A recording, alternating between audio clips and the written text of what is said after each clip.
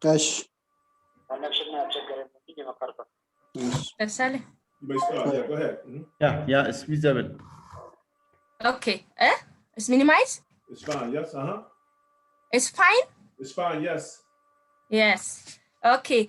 Let me start again on the impacts of corporate social responsibility disclosure on the financial performance of banking industry in Ethiopia, and make a list and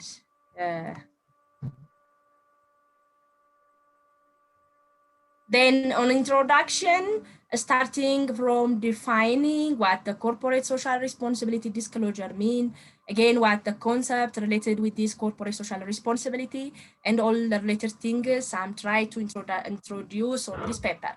The first thing, corporate social responsibility disclosure, it is refers to the initiative taken by the company or the bank to demonstrate their concern for the society and the environment that are related to the business operation. Then the main issue or the main concern of corporate social responsibility disclosure, the main thing, it is the volunteer activity. Again, it is the way of disclosing its activity, the concern of the society, the concerns of the society as well as the business related with the environment, the ethical, the social concern. Again, corporate social responsibility also has defined as it is volunteer integration of social and environmental concern into the organization decision-making process. Because at the very beginning, business is the main core or the central issue or the combination or the pool of the society. Therefore, if you establish a business, if you start a business or a company, our customer, our employee, our organization, and each and every individuals are collected from the society. Therefore, whenever you want or do not want, the activities of the is related with the society. Therefore, corporate social responsibility, the idea with it is volunteer integration of social and environmental concerns, and it is written on the paper of Sosina 2011. Again, it's also defined as volunteer activity undertaken by the company to operate in an economical, social, and environmental sustainable manner. Therefore, it's combined economical, social, and environmental concerns of the society. Corporate social responsibility disclosure is one of the methods of interaction between the company and stakeholders. Then how much the companies matters the society issue, how much the concern of the company related with its customer, all these things are included or incorporated under corporate social responsibility. And this statement must be disclosed on the financial report that is called corporate social responsibility disclosure. It is the part of dialogue used by the company to convey the ethics of their business operation to stakeholders in order to produce a positive corporate reputation. Then to make good name, to get some goodwill, the company tries to increase its activity on corporate social responsibility, and it must be disclosed. Ms. Kadish, can I stop you for 1 second? Can you move your camera down so we can see your face a little bit more? We can't see your mouth. Can see all of your face? Let me move to move to statements of the problem. Ms. Kadish, what Ms. Kadish, can you hear me? Hello? Can you move your camera? Yes. We can't see your face. Can you move your camera down so we can see your face? Okay. We still can't see your face. That's better. There you go. Thank you. Okay, thank you. Yeah. On the statements of the problem, Ms. Kadish, we still can't see we can't see your mouth, so it's hard to see. We want to see. You can sit back. That's there you go. That's no. There you go. All right. Okay. Yeah. On statements of the problem, the next thing on this paper is concerned with the statements of the problem. Then whenever the necessary of corporate social responsibility for all countries of the world, but the necessary or the necessity is more high on developing countries, then it is more for developing country at the living standard of the society is low. then the corporate social responsibility expected from the business is more higher, other than the developed nation. Then much higher than it is used to be in developed economy, as long as the government in developing nation is unable to fulfill all the questions of the society. Therefore, actually related with the concerns of the society, not only the question or not only the part that left for government, all individual, all government, I mean all business, all concerned party is they have to give consideration for this the society. Therefore, other than or higherly in when we compare developing countries as well as a developed nation, the concern or the issue of corporate social responsibility is much higher on developing countries. Again, on the other hand, may given firm may incur a loss because of two reasons. The first one is due to the reasons of high cost. The other reason may the loss of social license. Therefore, to ensure the loss from the social license, a business must be participate on the activities of corporate social responsibility highly. Not only participation, but also they must be disclosed on their financial reports. Hence, maintaining the social value through doing all the economic, ethical, legal things and disclose to them or to the society or to the stakeholders is the critical issue. Therefore, the aim of this paper is to show the impacts of corporate social responsibility disclosure on firm financial performance in banking industries of Ethiopia. The other thing is objective of the study. Actually, well, there is a general objective as well as a special objective. The general objective is the statement of the problem. That means the main objective for this issue or for this paper. Therefore, to investigate the impacts of corporate social responsibility disclosure on the banking sector financial performance, as well as there are some specific objectives like the impacts of controlling variables. Then I propose to incorporate some controlling variable, and this controlling variable I expect to have some effect on the independent variable, that is corporate social responsibility disclosure. Therefore, I propose to see the impacts of controlling variable on the financial performance, as well as is there any correlation between the independent variable as well as controlling variable. The independent variable in this case is corporate social responsibility disclosure, and other controlling variable included may have correlation. Therefore, as a specific objective, I write just like this. The next part is research question. Then some studies show that a positive relationship between corporate social responsibility practice and the disclosure with the financial firm performance, like Wadrock and Graphs 1997, then Chariot 2010, tries to see the relationship between this corporate social responsibility as well as practice as well as disclosure with this the firm performance, and they get positive relationship. Again, another study done on this area shows negative relationship between corporate social responsibility as well as financial performance, like Cordinors and Sarkis, 1997, Wagan and his friends 2002. Again, the third group or the third research finding shows that totally there is no relation between corporate social responsibility disclosure and firm financial performance. Therefore, they have all these three concerns or three outputs based on empirical evidences. The other finding on the research done on corporate social responsibility in Ethiopia financial banking performance shows that totally there is no relation between financial contribution for corporate social responsibility activity and corporate financial performance.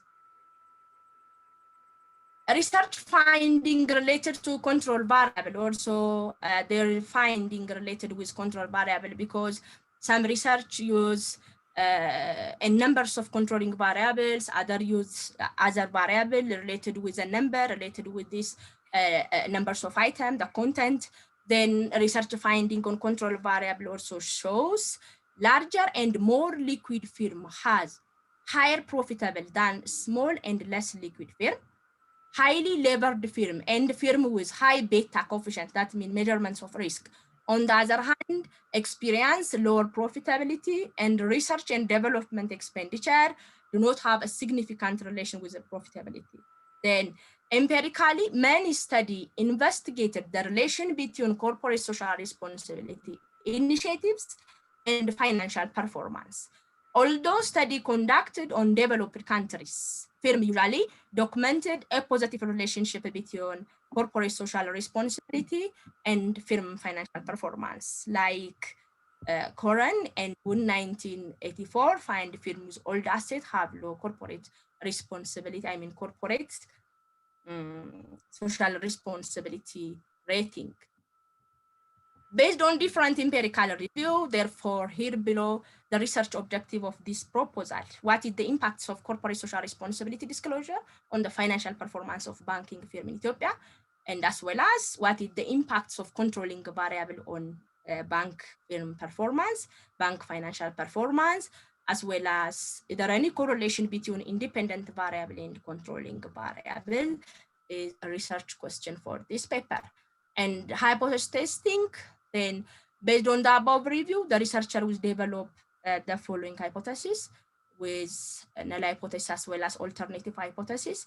And this null hypothesis, corporate social responsibility disclosure has effects on firm performance of banking industry in Ethiopia. And the alternative one has not effects. Corporate social responsibility disclosure has not effects on financial performance on banking industry.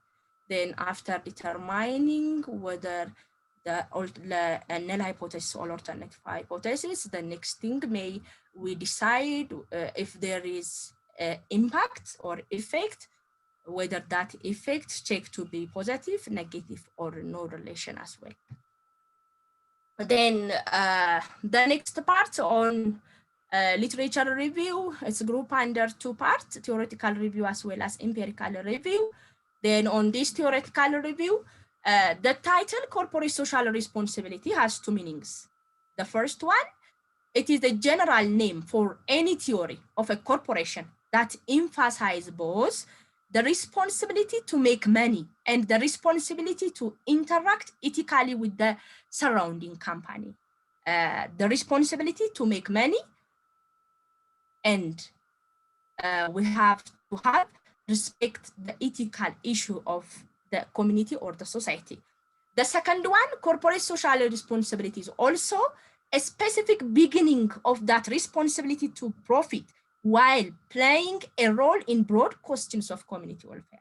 Then when the business established to make profit, that business must be concerned, that business must be considered the issue of surrounding community. Again, that business activity must be considered the community welfare. As a specific theory of the way of corporation interaction with the surrounding community and the large world, corporation society responsibility is composed of four obligations.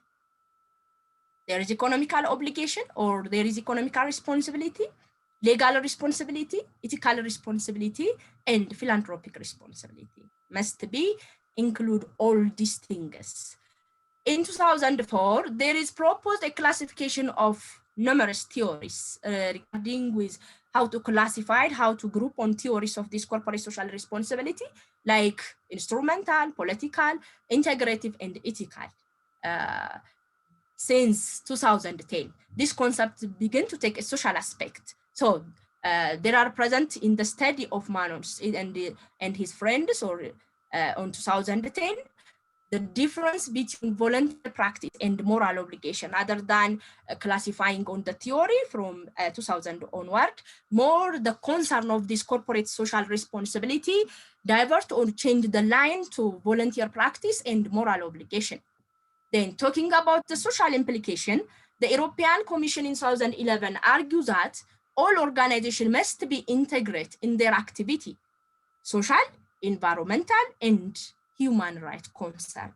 Then it is the consideration, or it is the concern defined by European Commission to incorporate the activity to say corporate social responsibility, that company must be considered the society manner, the society concern, the environmental issue, the ethical issue, as well as the human rights concern. Carroll's corporate social responsibility pyramid developed in 1991. And this pyramid, corporate social responsibility pyramid model that address the full responsibility that the business have toward the society at any given point in time. Therefore, Carroll's argue that the total responsibility of the business should entitle the simultaneous fulfillment of this four obligation: economical or responsibility, economical responsibility, legal responsibility, ethical, and philanthropic dimensions by the company. These are all the theoretical issue. And when we move to the empirical review, sorry, Professor Kenneth. Would you please, Mulune is asking you to let you join him. I just did. You should be in. Thank you. He's in. Thank you. Yep. Sorry, can you continue, please? No matter. Okay, let's move to empirical review. There are a number of empirical studies that have been developed on this corporate social responsibility relation with different concerns, but my concern is related with the financial performance. Then numbers of empirical studies have been developed in order to test the relationship between this corporate social responsibility performance, disclosure, and the financial performance, but the results may be elusive, like Griffin and Mao in 1997, in particular, Margolis and Weiss 2001, who focused on 18 studies, conclude that 53% from this review showed that there is a positive relationship between corporate social responsibility as a general activity, not only disclosure, and 24% showed that there is no relation, and 90% shows mixed results, and only 4% conclude that there is a negative relationship between this corporate social responsibility. Again, in addition to this, Romans and his friends in 1999 who examined the relationship between corporate social responsibility performance and financial performance and review 52 studies. And from this study, 33 studies shows that a positive relationship between corporate social responsibility performance and financial performance. 5 studies shows that a negative relationship, and 40 studies shows that totally there is no relation at all. And Griff and Maho 1997 took into account 62 empirical results on the relationship between these two things, that mean corporate social responsibility and financial performance, and found that 33 studies which illustrate a positive correlation. 20 studies showed that a negative one, and the rest of them totally did not show defined results. They did not say whether there is positive relation or negative relationship. Again, research done on Turkish firm shows a negative relation between corporate social responsibility disclosure variable and financial performance. Especially this paper is done on disclosure, and the result shows that there is a negative relationship. That means that the company disclose more, the amounts of return on asset is low. It's the result shows that. A study conducted on developed country film, as usual, or most of the time, shows a positive relationship. However, there is also evidence to the contrary. More research done on developed countries shows that a positive relation, but not all. That's not all. Again, when you come to especially in Ethiopian context, there is I got 2 researches, especially done on social responsibility practice on commercial bank, and the result shows that even if the company or this commercial bank of Ethiopia is making effort in corporate social responsibility area, but still there is a gap to implement well-planned corporate social responsibility and making disclosure. This paper is done by Matthias on 2016. Another research finding done in Ethiopia shows that there is no relation between the financial contribution for corporate social responsibility activity and corporate financial performance. Therefore, here on this paper, the researcher tries to assess generally the impacts of corporate social responsibility on financial performance, whatever the result will be. Then when I move to the methodology part, the first one is description of the study area. This paper is proposed to do on Ethiopia and on banking industry. Then according to the National Bank of Ethiopia report, currently 18 banks are operated in Ethiopia. Therefore, I propose to use all 18 banks.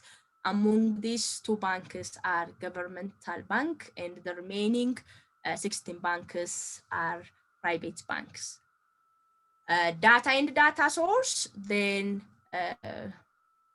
to comply with the research objective, the research focus on secondary data, especially financial reports of a banking industry.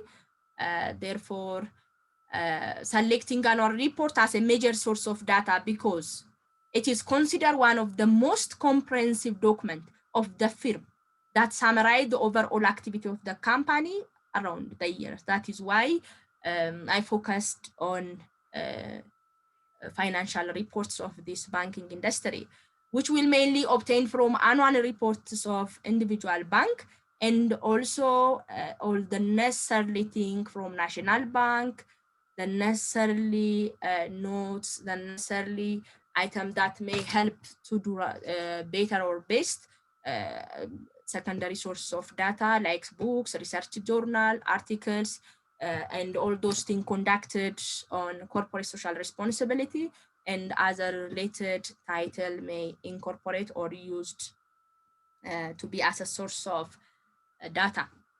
Then the data will be gathered from 2 government banks as well as 16 private banks operating in Ethiopia. Data will be collected from bank annual report from the date 2013 up to 2020 time period. And the type of data we will use is panel data. Then variable selection and measurement. There is one dependent variable that is firm performance. Another one independent variable that is corporate social responsibility disclosure and other controlling variables. Then the dependent variable, a company financial performance is measured by an accounting variables according to CAROS 2000. In particular, return on asset is used as a proxy for financial performance, and it is considered one of the most widely used financial measurements. And this return on asset is used or as well as listed or used different researchers that. Therefore, on this study, return on assets that is calculated by dividing net income by total assets of the company will be used as a dependent variable measurement. That's the potential benefit that the company could get from their corporate social responsibility disclosure. The other thing, independent variable that is called corporate social responsibility disclosure. Actually, there is no single measurement or accepted or general corporate social responsibility disclosure measurement, but a numbers of research use different technique, different methods, different approach to measure this corporate social responsibility. It depends on the nature of the research, the concern of the title, the issue of the paper or the main concern objective of the research. It depends. Again, it depends on the source of data and Legans and GON 2005 point out 5 measurement approach like pollution indicators,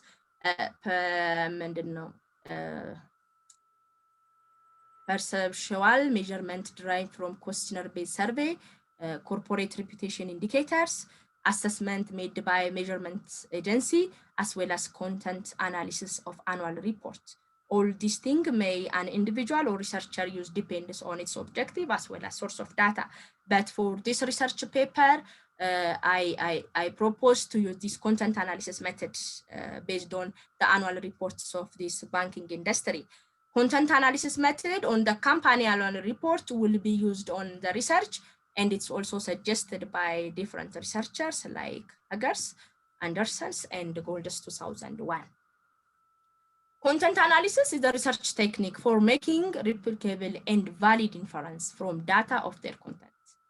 A numbers of empirical study deals with the content analysis calculating the extent of corporate social responsibility disclosure, like Jennifer's, Tyler 2007, Khan 2010, again, Alcir 2006, Sergans and Bakhtar 2010, all those lists related the use of this content analysis as well as include on their empirical review on their research.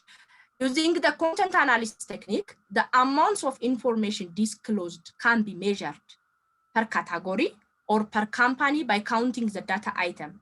Like may an individual or researcher use the numbers of words that disclose on the financial report of that company, use as the measurement, or the numbers of sentence that disclose the company related with this, the concerns of corporate social responsibility, even the numbers of page may be used as a measurement for this corporate social responsibility. And all these things related with content analysis, it depends on individual researcher.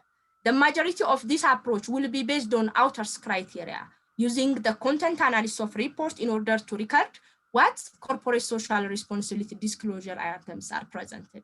Here on this research, the information disclosed to be measured per category. And I propose to measure this corporate social responsibility based on content analysis.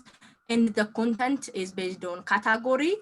And this category like community welfare, health and education, environmental and energy, like products, customers and workforce. Then I expect to incorporate or include other subgroups, like, or for instance, on community welfare, there are numbers of concern or the numbers of items must be included. Again, on health and education, on environment and energy, on products, as well as customers and workforce, then incorporate some items and give us dichotomous scoring system that is 0 and 1. If there is the existence on their financial disclosure with the existence of the item, I will give it 1. And if not, I will give it 0. Then finally, for all total measurements of this category, add all the points and weight them to determine the amounts of percentage or the amounts of weight. Then the primary focus is to identify the presence or absence of information about its particular corporate social responsibility activity performed by the firm in its annual report. Then whether there is the existence, if there is the report on its disclosure, tick mark 1. And if not, give a 0 and finally add and to determine this corporate social responsibility disclosure on financial statements of the company.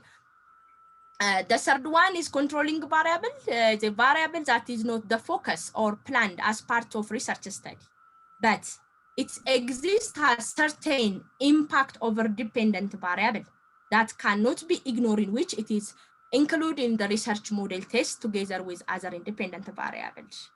Simply, if we ignore this controlling variable, our result is exaggerated or inflated. Therefore, there are variables where whatever these variables is not our concern or our objective, but we have to control or we have to consider other factors that maybe influence our dependent variables. On this research, several control variables are included because it may be affect a company financial performance, like size, like liquidity, leverage, and growth, considered to be incorporated on the regression analysis. Then method of data analysis, I propose to use both descriptive analysis as well as regressive analysis. Then on this descriptive analysis to describe each and everything that needs to be explained, even if it's necessary to present on a tabular way, I use descriptive analysis. It means that this section provides descriptive analysis of the panel data and the variable for the study, discuss the correlation analysis between dependent and independent variable, is the results of regulation and the data analysis that constitutes the main finding of the study to explain all these things or to to include or to incorporate all the necessary information on the paper, descriptive analysis technique is used. The other one, regressive analysis, is used to examine the relation between corporate social responsibility disclosure and financial performance of banking company and other controlling variables as already listed on the above, like size, leverage, liquidity, and growth. Then the data, here is the panel data. Therefore, the analysis method to be used is difficult to explain right now because on this stage, it's not sure to use whether the fixed effect or random effect model is best fit for our data. After collecting and encoding all the necessary data from the financial from financial reports of the company, we have to do the Hassman test and determine whether the fixed effect or random effect model is best fit. To decide between whether the fixed effect or random effects model is best fit for our data, we have to run Hassman test by using null hypothesis as well as alternative hypothesis, and may assume the null hypothesis is preferred to be random effects and the alternative may be fixed effect. This is with the concept or the idea of Green 2010. Then after estimating fixed effect and random effect model, and then we have to show the p-value. And if the p-value is less than 0.05, we do not reject the null hypothesis. But on this stage, it is difficult to say whether the fixed effect or random effect is best fit for our data. Finally, the following regression model will be proposed to be used. Then return on assets, that is measurement for firm performance with the constant beta naught, beta 1, beta 2, and corporate social responsibility disclosure, independent variable with company and time, patterns of time, as well as company numbers of company, and beta 2 for controlling variable. And finally, there is error term. Then based on this, I expect to regress and finally determine whether there is the impacts of corporate social responsibility disclosure on the firm performance of banking industry in Ethiopia. Then this is all about this proposal. Thank you for listening. And if you have comments, if you have question, I'm thirsting to accept and to hear. Thank you. Well, thank you, Ms. Kiz. That was very good. So first, I'll open up to your classmates for comments or questions.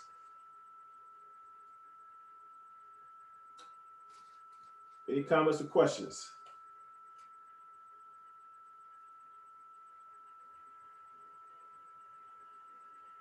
Mr. Taye, do you have any comments for Ms. Kiz?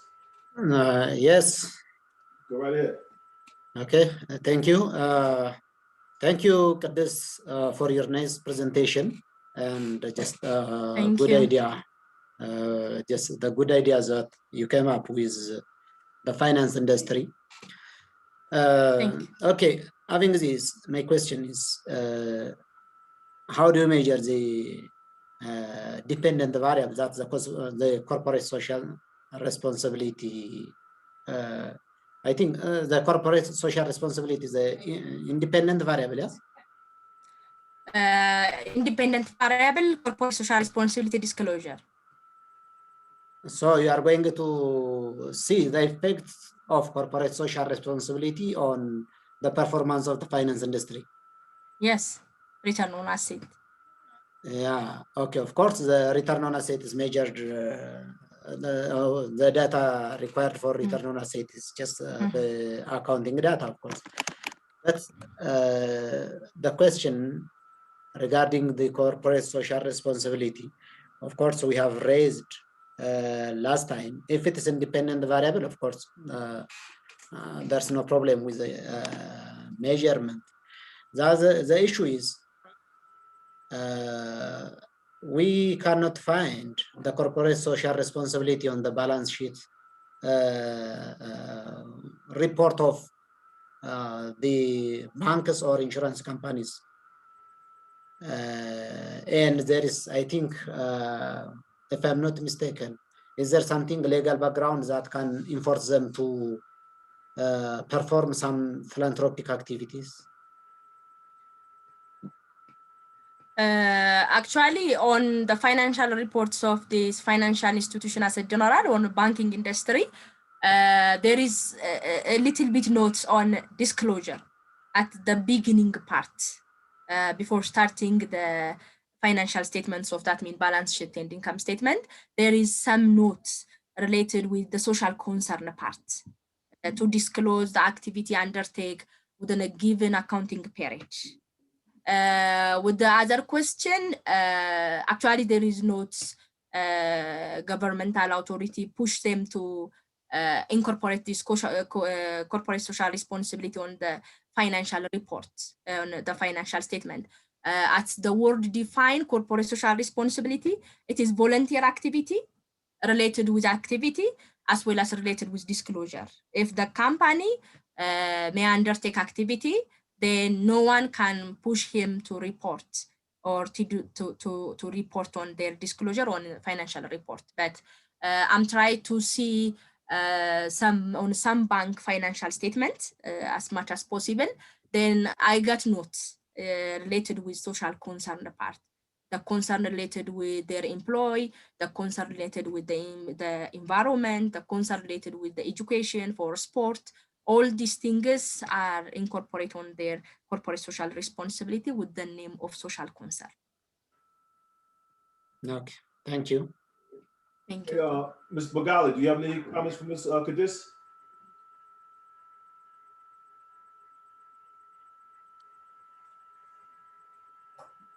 Meskaram, is she there? Yes, Yeah, I'm here. Yes, do you have any comments for Ms. Kadis? My comment is simply a comment. How can you measure this corporate social responsibility quantitatively? How do you measure it? Okay, to measure this corporate social responsibility disclosure rather than corporate social responsibility, my concern is on its disclosure. Whatever the company do, a lot of activity, but my research concern is on its disclosure. Then to report or to measure the disclosure of this corporate social responsibility, I propose to use content analysis. And this content analysis is based on category. And I already present here the types of the content. The content may be on a community welfare, the content on health and education, on environment and energy, on a product, and customers and workforce. Then at the very beginning, we group under 5, and made this 5 has some parts, or under community welfare, there are a numbers of activity must be incorporated. Then I will give them values of 0 and 1, that is called dichotomous scoring system, 1 and 0. Then if there is disclose the activity related with some parts of this on a community welfare, for each and every point listed on this, I put 1 and 0, then finally sum up and weight. Okay, Mr. Musisa, do you have any comments for Ms. Kadis? Okay, thank you very much.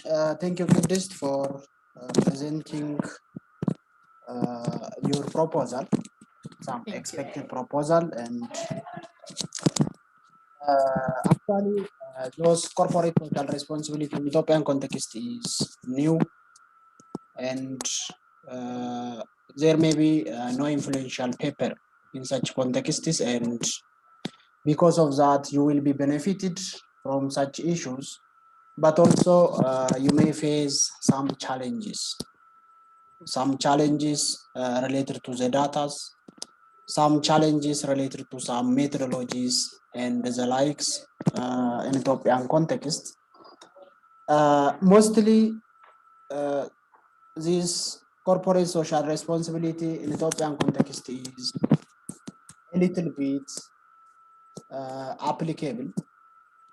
And I think if still you request the required body, the required officials, whether or not the banks are actually required to provide such issues, especially some philanthropic service. In addition to that, I may also recommend personally, if you also add some primary data related to obtaining some detailed data, whether or not the bank service directly deals with the health, the communities, the environmental issues, because mostly this corporate social responsibility in Ethiopian context are applicable in manufacturing areas and in pollution areas, because I know there is a proclamation since year 2008, though it is a little bit applicable, implemented. And if you hold such primary data, mostly from some influential, maybe either national banks or some government body who are implementing the rules and the regulations and the likes. Even as most of individuals have raised such idea, I may also doubt on the measurement of such corporate social responsibilities, because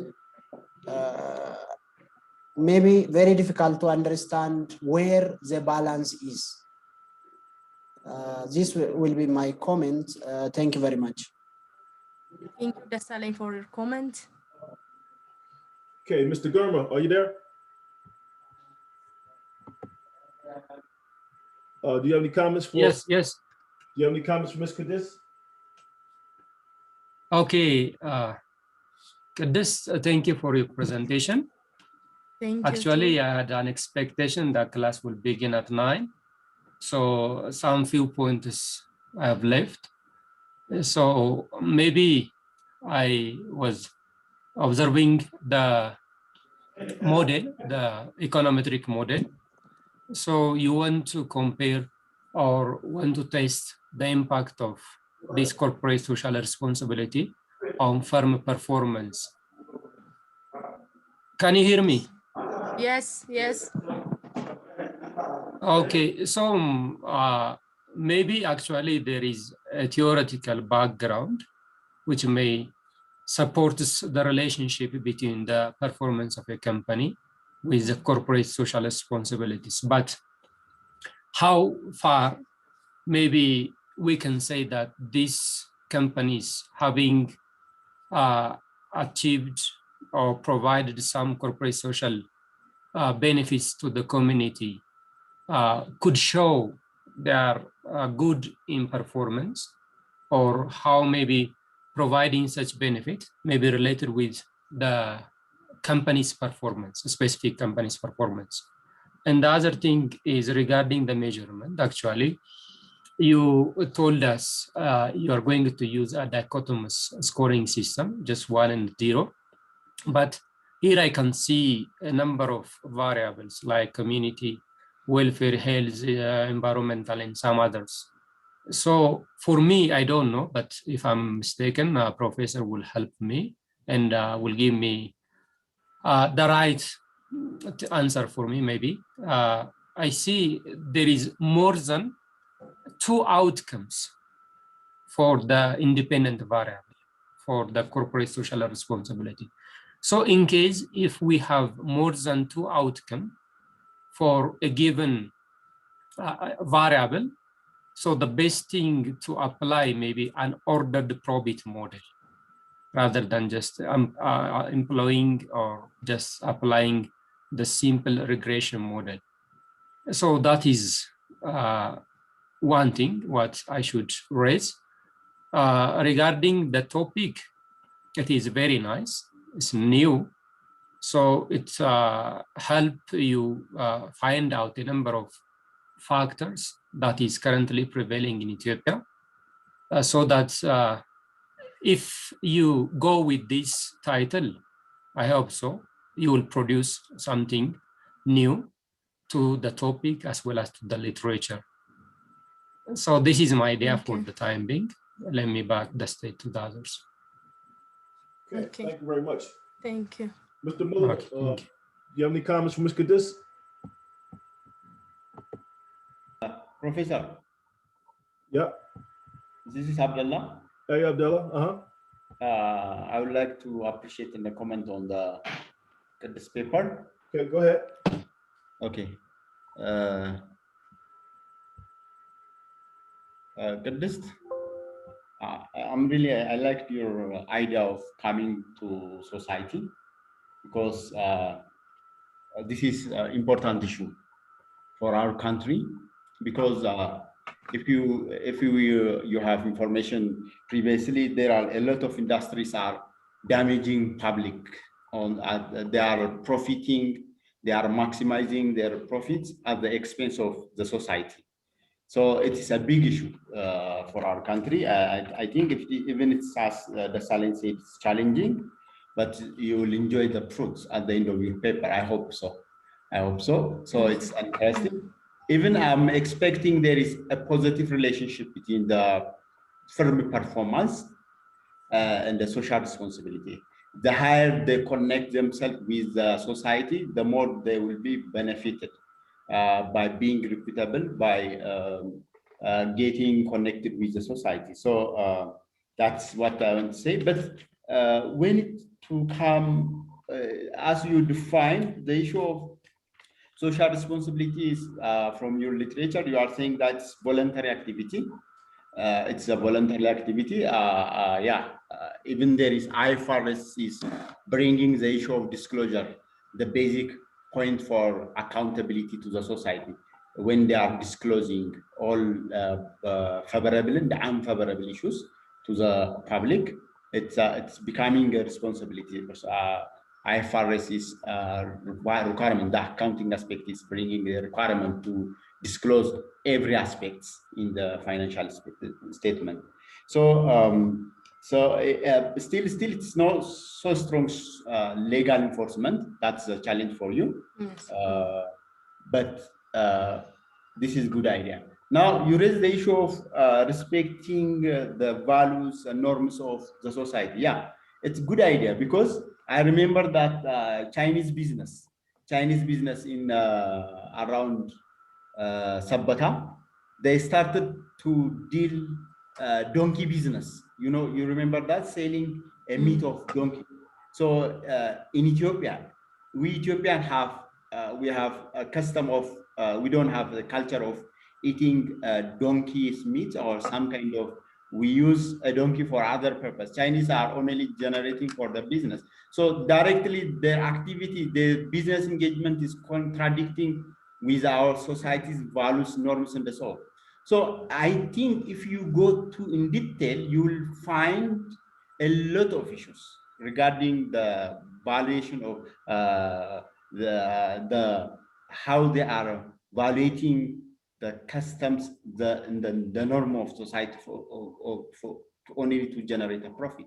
So even your statement of the problem will be more strong if you got how the big industries are doing, how much they are contributing, how they are damaging the environment. I remember still from the Drida, there is one cement factory. One cement factory is generating the cement, but because of the wastage, they are wasting, a lot of people are becoming sick. They are cancer. And so if you find more evidence, your statement of the problem will be more strong. I hope when you see some reports and so on, you will get more evidence on those issues. So your statement of the problem will be more strong. When I come to your methodology part, I think this is, as you confessed, it's a challenging area, but I felt a mixed kind of research methodology. While we were learning qualitative research methodology, there is a content analysis and so on. Even I found that qualitative comparative analysis, it's also interesting. It goes to like dichotomous approach, 0 and 1. So you are going to see the reports of those financial institutions, and if they are contributing some kind for the welfare, for the healthy, for the education, if you are going to put 1 and the 0 and the blah blah, yeah, then sum up. So this is kind of purely qualitative research methodology. So the model you are coming, this also will go to the quantitative research methodology. So I felt that your methodology is kind of mixed approach. So for me, you can put it separately. One part, the qualitative aspect, other part, the quantitative aspect of your research. Maybe Professor Dennis can develop these issues, but your methodology, as I felt, it is kind of mixed approach. There is quality, there is quantity, because when you raise the issue of social responsibility, you have to go the issue of with their contribution, the damage they made. This time, even when you are assessing their reports, how much page it's covered, how much sentence, how much words they use to describe about the social responsibility. It's an interesting issue. So this is my comment. I'm appreciating. Go on. You'll get the benefit in the future. Thank you. Thank you, Abdullah, for your comment. Okay, may I add one comment, please? Tell you first, let me recognize our guest speaker for today, Guillermo Llorente. Good morning, Guillermo. Can you hear us? Hey, morning. How are you? Doing fine. Good morning to all of you. We just had our first presentation. We're finishing up with a couple of comments, so you may want to listen in, and you can add comments if you like, and then we'll come to you next. Okay? Okay, that's fine. Perfect. Okay. All right, Mr. Molina, do you have any comments for Ms. Cadiz? Yeah. Thank you. I have a couple of points to raise. Some of them, in fact, are seeking for clarification, and some of them are questions. The first thing I would like to ask Kadis is, what is the theoretical foundation? I mean, as to the relationship between, corporate social responsibility and that of firm performance. What is the big theoretical foundation on which you are going to make your point on and test empirically? That is one question. And the other is why only ROA as a proxy of measuring firm performance, particularly if it is in relation to banks. If it is in relation to banks, there are different types of firm performance measures which are peculiar to financial institutions. Which some of them state as camels shortly. It's related to capital adequacy, and others. And I saw also some research in relation to financial institutions' performance, where they measure firm performance in such financial institutions, particularly banks, using the SFA.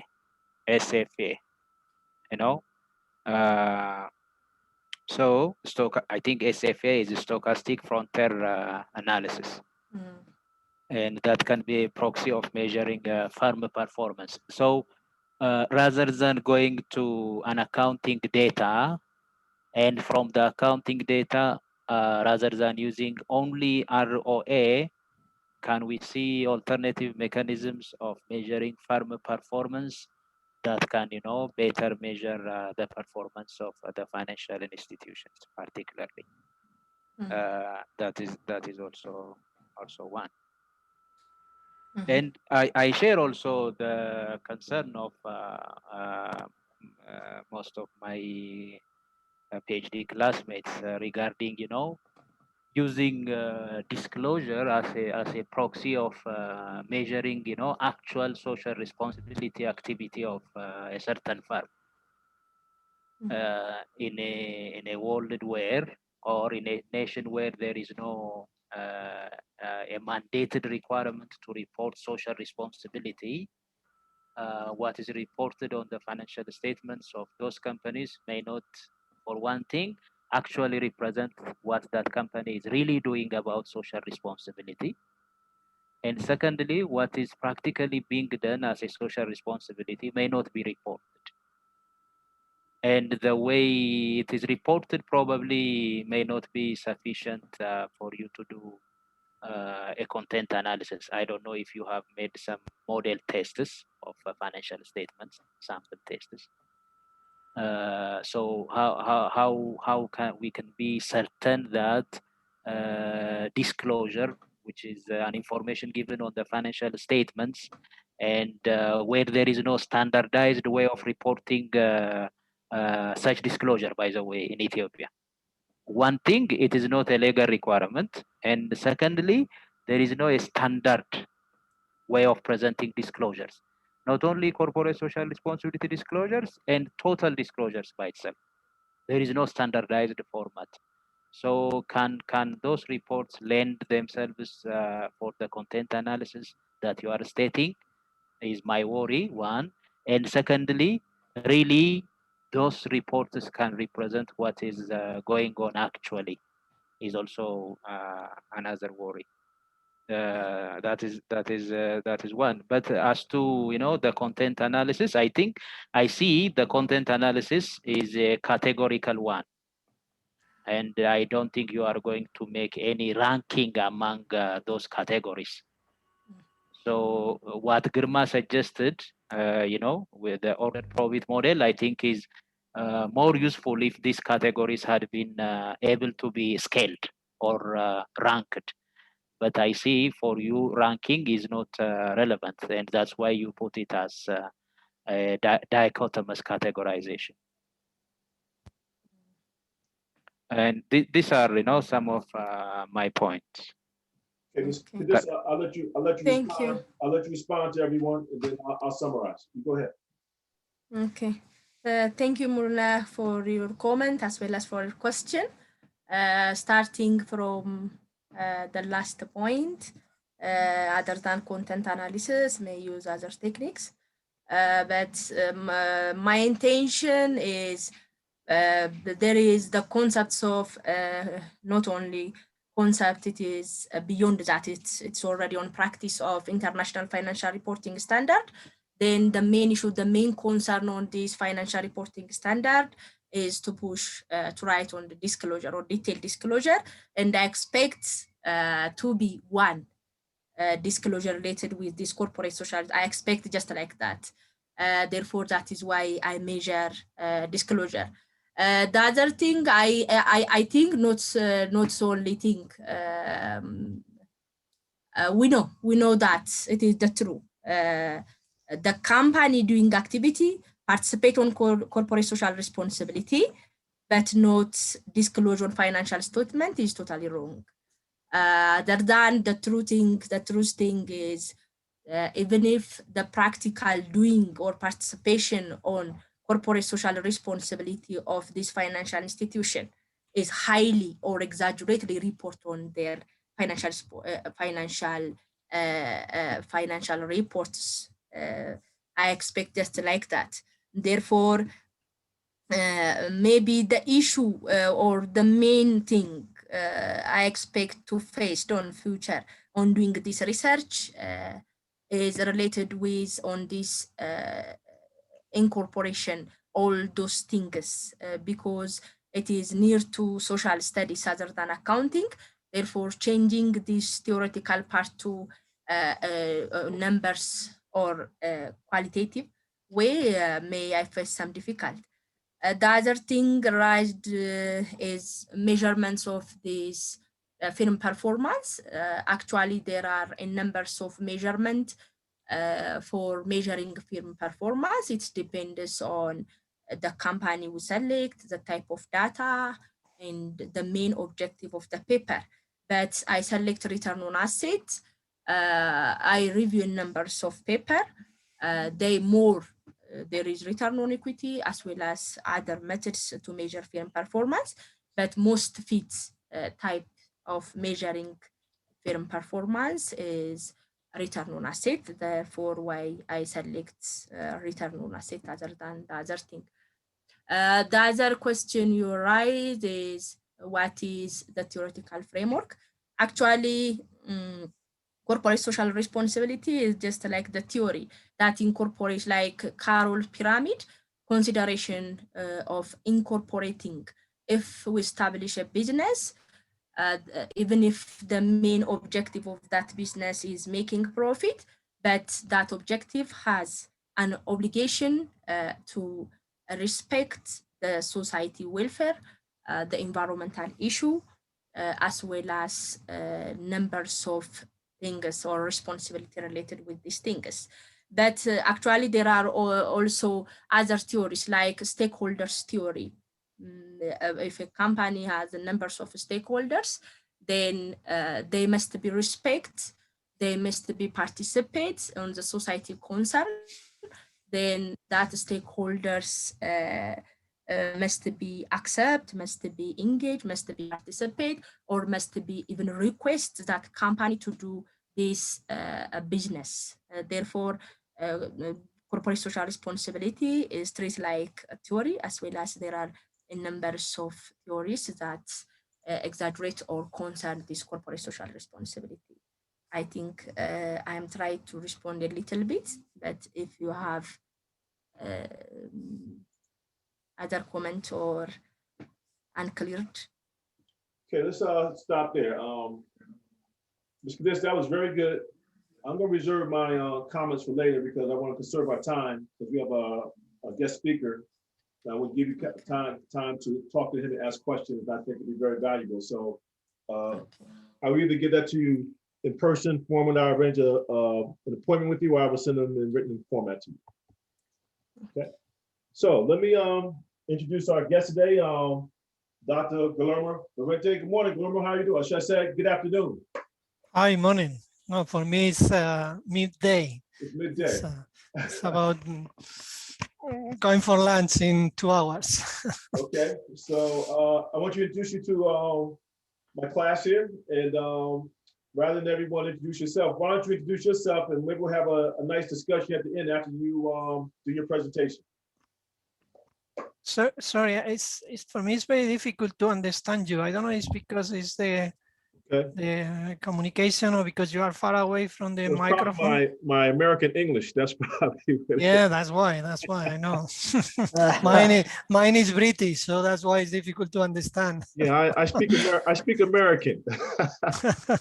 I speak Spanglish English. Yeah, so oh, now it's much better. Now it's much better. Is that better? Okay, yeah, so much. Why don't you give yourself a short introduction of what you've been working on, and maybe talk about your research. And this is a kind of a topics class, and I like just the people to kind of see how to do formal research and what are some of your concerns and interests. Okay. So then let me look for the last.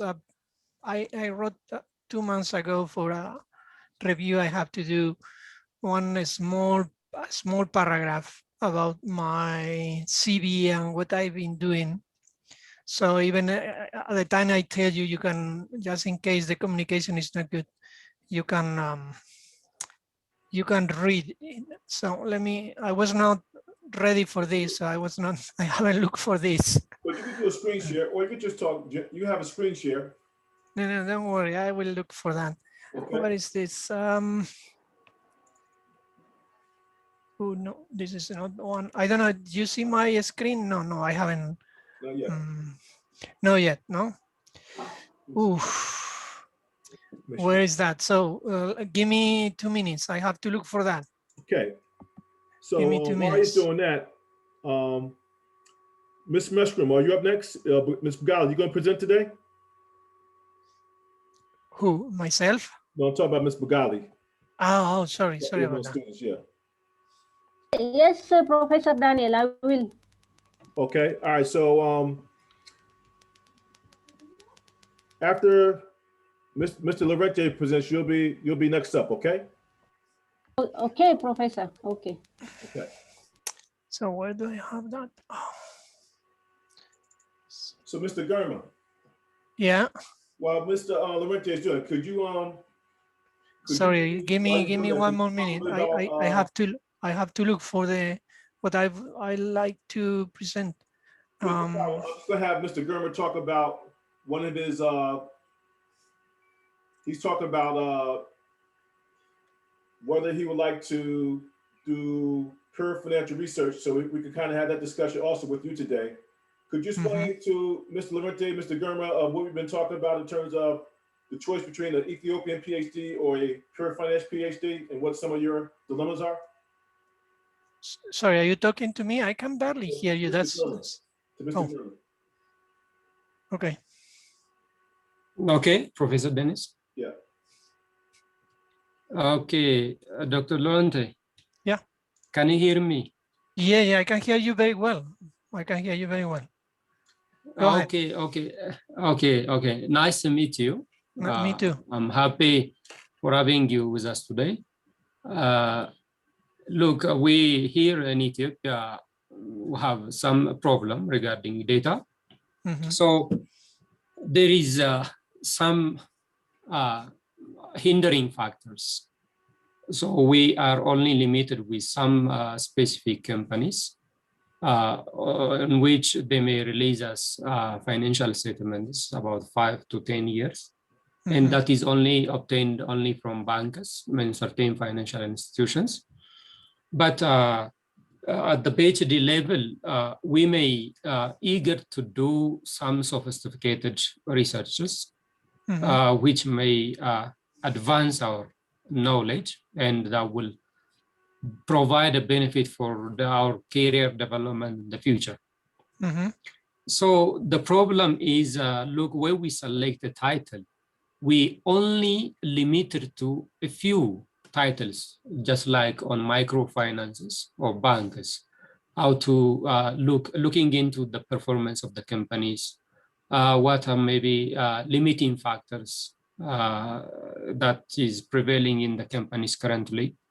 But it is not possible for us to go beyond that. So most of the time, what I'm confronted is, I am happy if I go with some advanced topics in the finance, but these topics are much related with economics rather than an accounting and finance.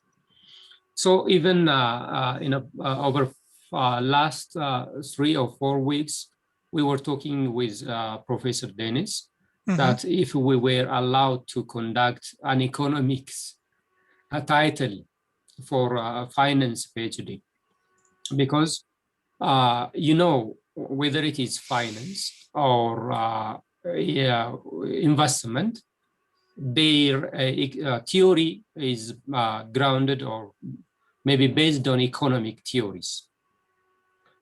So that may be difficult for us to conduct and present to get an accounting or finance PhD degree. So is that possible for us to conduct a kind of general finance study? So if it is possible, I would like if you just suggest us some areas that we can go for, and the areas for which we may go to collect the data. Am I clear? Well, have you got me? I'm not sure I really understood your question or your problem. Okay, we'll come back to that. So we'll address that at the end. So just wanted to give you an introduction to that idea, Guillermo. We'll come back to you, and I'll give you some more clarification. And after your talk, we'll hopefully have a general discussion.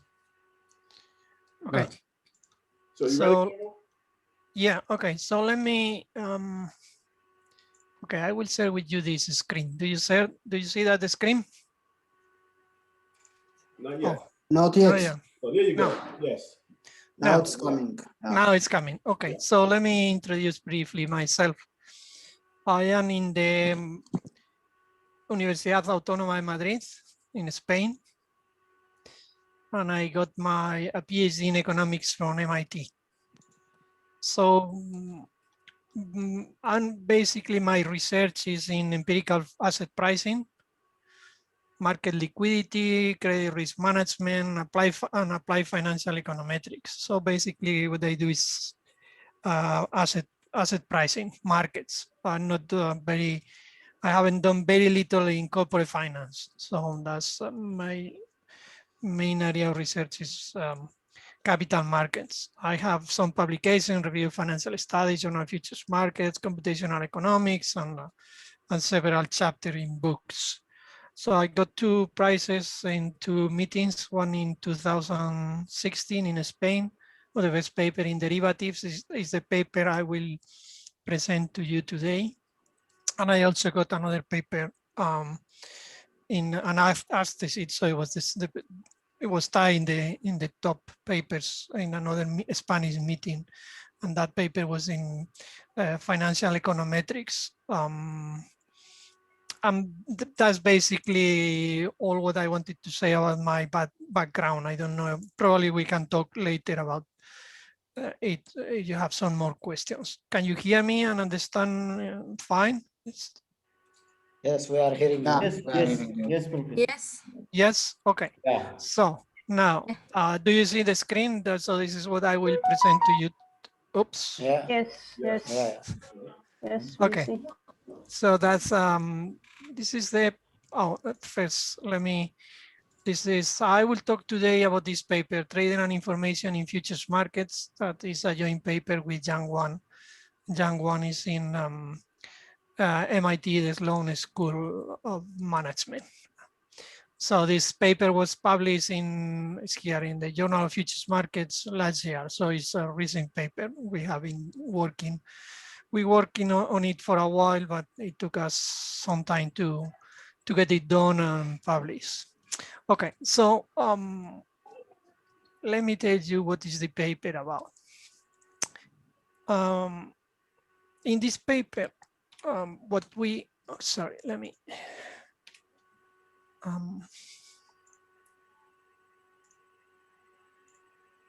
it's a paper about the futures market. And the basic question that we try to answer is, how does the market function? So we don't test in a theory. We don't try to get any new question about testing or not testing or compared to theories. What we basically want to learn is how does the market function. So that's why we say we want to do a broad and comprehensive knowledge of the market. And the basic question, it can be in one microstructure, in the microstructure area. Basically, we try to answer, we see several participants in the market. And when what we try to do is to know who, why, and how the agents trade, who provide and consume liquidity, and how is the price discovery and price forecasting in the market. So that's the basic questions that we research, look for, and try to give one answer. And we will do, it will come later in the futures markets traded in the Chicago Board of Trade. Now it's CME, Chicago Mercantile Exchange. So we have 4 group of agents that they are grouped until what they call customer type indicator is CTI. The first group basically is individual members, agents that trade for their own account. The group 2 will be trades that they have proprietary accounts of a member firm. Group 3 is trades for another member's own account. And group 4 is basically trade by customers, non-members and floor orders. I will explain a little bit later about what are these groups and where does these codes come and how are they developed. So basically the question to answer is, how are the trading implications or the trading behavior of these 4 groups? So our agents will be these 4 group of agents. So let me explain a little what does this group means and how they are formed. So there's basically when after trading and the data that we have, and we also were having a lot of problems getting the data. The data that we have is previous to the electronic trading. So all the data is pit trading. And basically, I don't know if, let me tell you 2 words briefly about how was the trading on the pits. The trading on the pit was in this way, was after the trading, each floor traders, as you see here, they are with a paper and a pen. They have to record the information on trading cards. So these trading cards that were taken to the clearing corporation, and in the rule 536 of the CMA rule books says that each member in these cards, they have to say the transaction was executed for proprietary trades, members' personal account, on behalf of another member, or if it was a floor order ticket. So these are the 4 groups. One is members' personal account. So once each of these traders record one trade is when he has to say, well, this trade is for my personal account. This trade was for a proprietary trade. It was number 2, group number 2. It was executed on behalf of another member. This was group 3. Or it was a floor order ticket. This was group 4. So members' personal trade is, was group 1. Proprietary trades was group 2. Member 3 and floor order tickets 4. So that's what we are saying. We have a summary of the trades, and in this summary of the trades, we have the price and the volumes trade under each of these accounts, and these will be our groups of our agents. Of course, that inside each group, we might have different behaviors, but what we try to say is what is the general behavior of each group? How do they behave? And then you see in the clearing component, in the clearing member, they have to have the correct CTI code. Okay, so this will be our data. We have January 1995 through May 8th, 2006. In August 2006, it was the beginning of the electronic trade. And after August, in less than 1 year, more of the trade was electronic. So, and also beginning 2006, it was the crisis. So that's why we stopped here. It would be nice to have data later to see how that's compare the pit trade, that's what we have with the electronic trade. But in the electronic trade, they have discount to provide this data. Why they have done that? Well, we don't know very well. We have some hints, but the reality is that they don't provide this data anymore. So we will use 2 sources of data. One, it will be what they call end of the day. And at the end of the day, they have we have the open, high, low, close, and the settlement price for each contract. We have the volume trade for every contract and the open interest for these contracts. I don't know if you are very familiar with the futures markets, but basically for each day, there are several contracts open for trade. And I don't know, the CME, I think it's at least 5 or 10 contracts in the near future of open for trade. And then we have, in the end of the day file, we have all that information, the open, high, low, close settlement, and the volume and the open interest. The opening, I don't know, if you have, please, any question about this data or something you don't know about the futures markets, please let me know and I will try to explain it you a little more. And we also have, and this is what is different or what allows us to get what we have done is what was called liquidity data bank. And it was another data file. And it's in the liquidity data bank, we have the data broken by CTI, by group, and it's non-spread PIDs. So these are only PIDs, only trades traded on the PIDs. So there is no spread, no outside trades, no exchange for physical, nothing. So it's every trade that is done on the PIDs. And we have a range of prices, total volume, trade at each price, and buy, sell, net by CTI. I have now a slide that you can understand what is going on here. So for liquidity considerations, though we have several volume contracts open for trade, and we will only work with the first source maturities.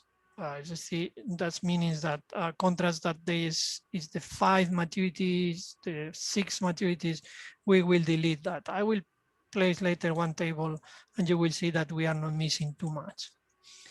So this is basically, so in order for you to understand what does it mean, this liquidity data bank and how it's organized, this is basically what we have. This was taken from the CME, and it was buy, sell, net, what they say, May 24, 2000.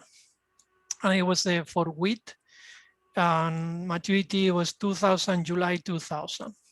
So we have all the range of price traded that day, the total volume associated to each price.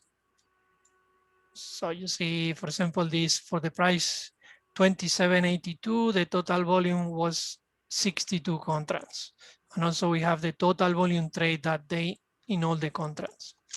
And after, for each price, we have for each group, the buy, sell, and the net. The net, of course, is the difference between buy and sell. So that's basically the information that we are going to use each day. There was this information that was the day they are broken in 30 minutes brackets, and each bracket has associated one letter. We will not use this information, though it could be nice to do some work on this, because as you see, some prices, they have meaning that, for example, this price that they only have one letter B, I don't know which bracket of the day is B, small b, but we have is that the price was here only once.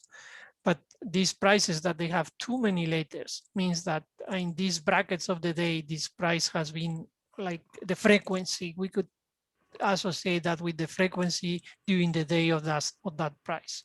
Frequency meaning half-hour periods. So that's basically how is the LDB or liquidity data bank database. So basically, what is what we can study or what we study with this data? So we will separate intraday behavior with interday behavior. And we will talk about the trading behavior of the groups. And we can answer questions about the intraday and about interday. We will talk about profit and losses, or gross profit and losses. That's what we call gains from trading. We can say about how is the profits or gains in the intraday, but we don't have a clear idea what happened with the interday, because basically we are missing trades. We know we are missing trades. We are missing off-hour trades, overnight trades, and also spreads and some other trades. So we lack of data to say something reasonable about this. As we told you previously, we also can talk about the liquidity, who provides liquidity, who consumes liquidity, and this will be at the intraday level.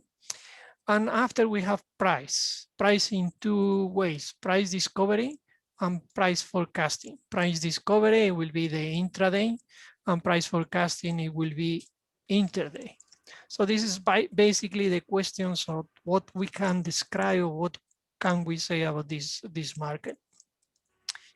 What are the main results? Now that we have seen here the main questions that we answer and we have it fresh, these are a summary of the results that I will later try to elaborate and take you through how do we get all these results. So let's look group by group.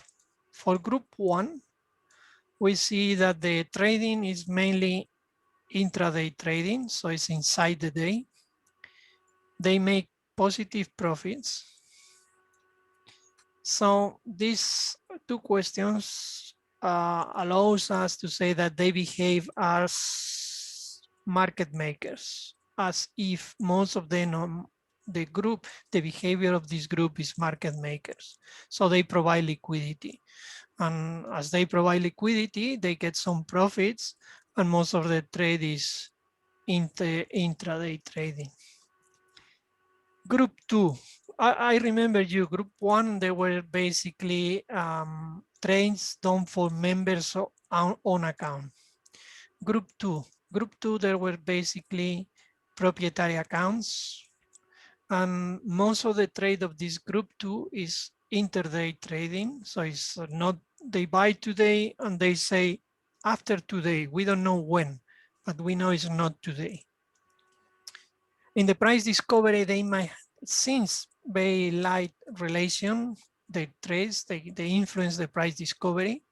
So basically what we conclude is that they are doing like hedging or risk sharing.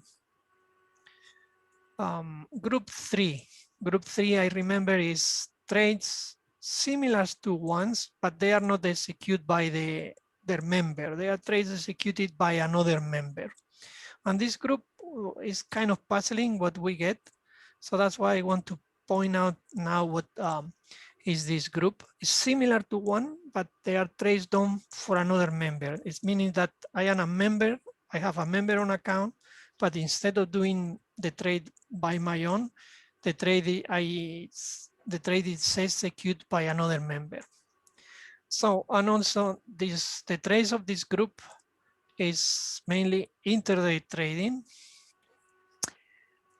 They lose money in the intraday trading. They can forecast the prices, so they have some forecasting power from the prices from today to tomorrow.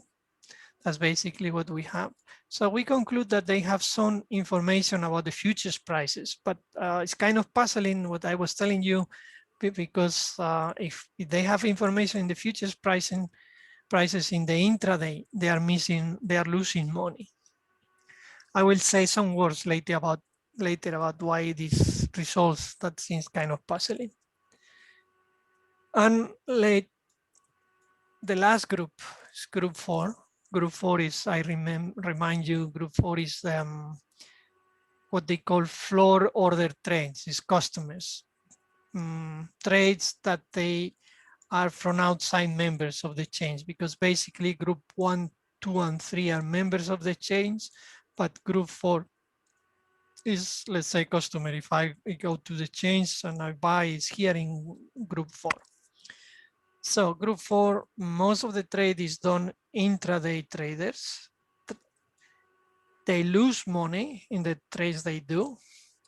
They move the intraday pricing, so the price discovery is related to the behavior of this group. So the information of the trade of this group is what moves the price inside the day. And given this behavior, this group are the ones that consumes more liquidity.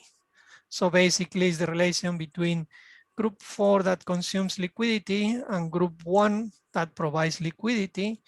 And most of the money that gains group 1 intraday is, as we will see later, is money that lose group 4.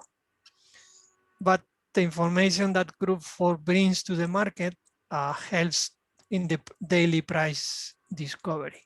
So these are basically the two groups that they made more of the trades during the day and during the day.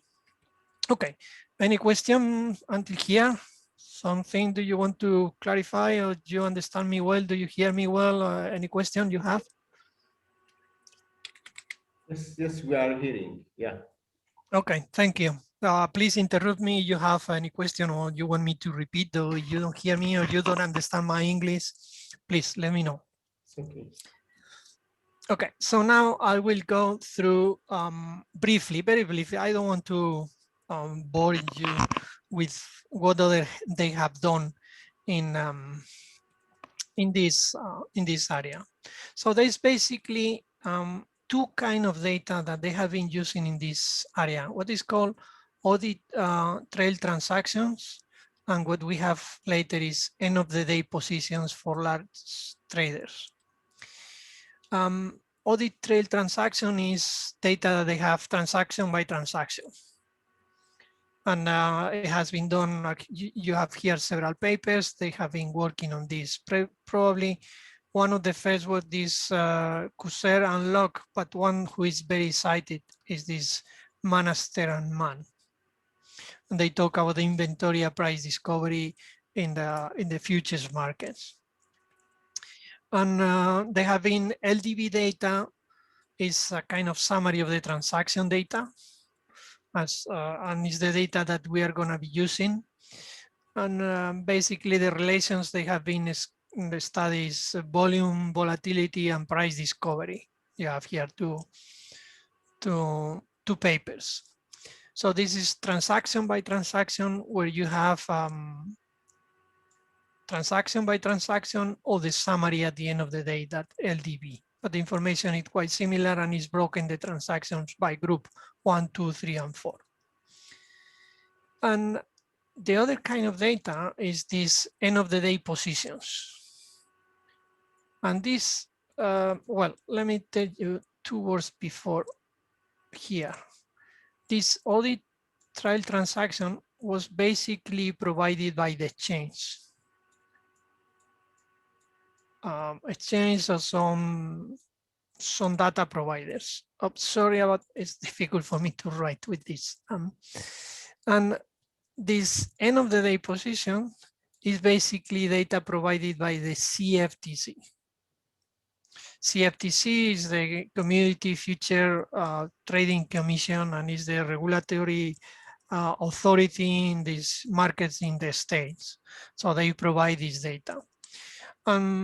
They provide this data base is free. Most of the data is most of the data is free. You can download it from the web page. So that's why also the using this data is where most work has been done. They provide it in 2 forms, what they call LTRS, that is Large Trade Reporting System, or COT, that is Commitment of Trade Reports.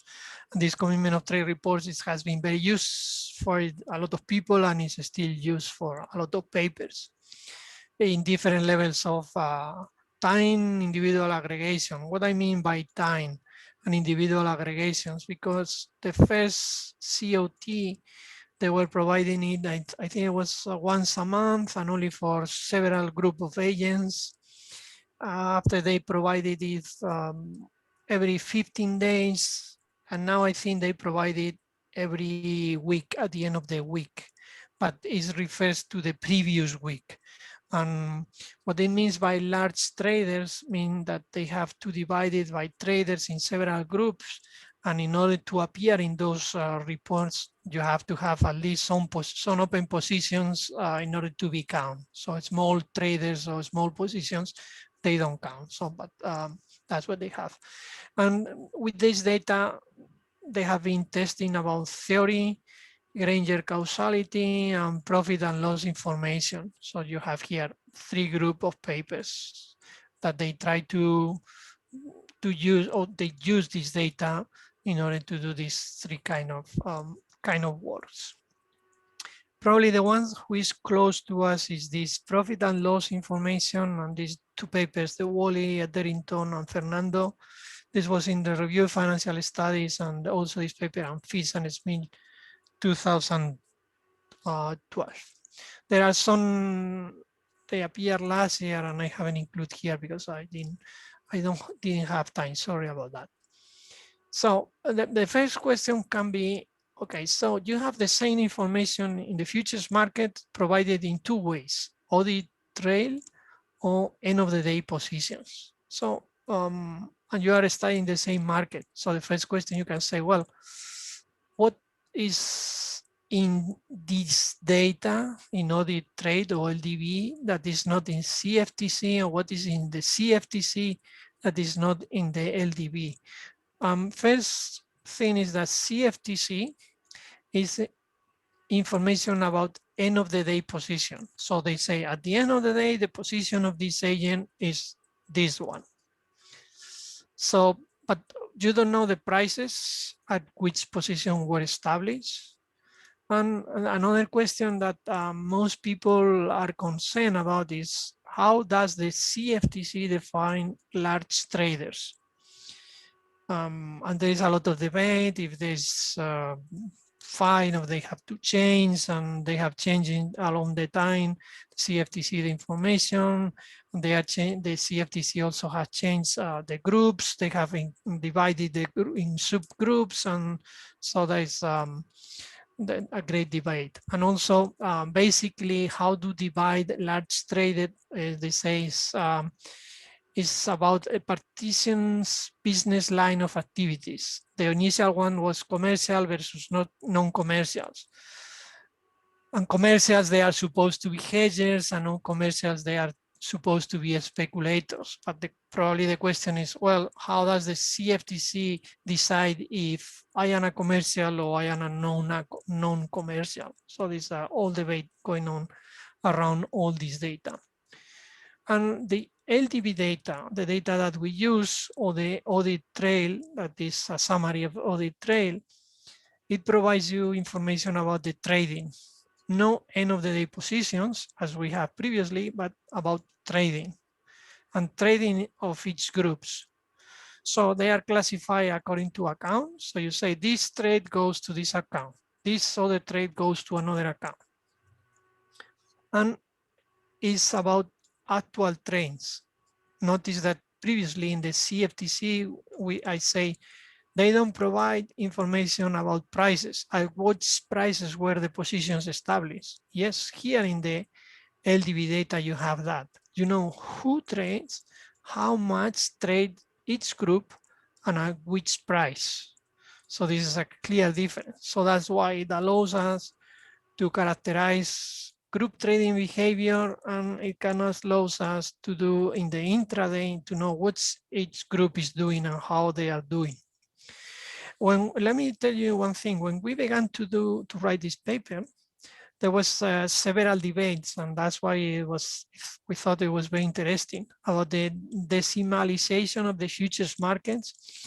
A lot of investment going into the futures markets and as an alternative to the bond and equity markets, and also about the liquidity in these markets. So that's why we say this is the data that we have to use to answer these questions, because it's not so clear with the CFTC data you could answer these questions. So that was also one of the environment that we use, or we were thinking about when writing the paper.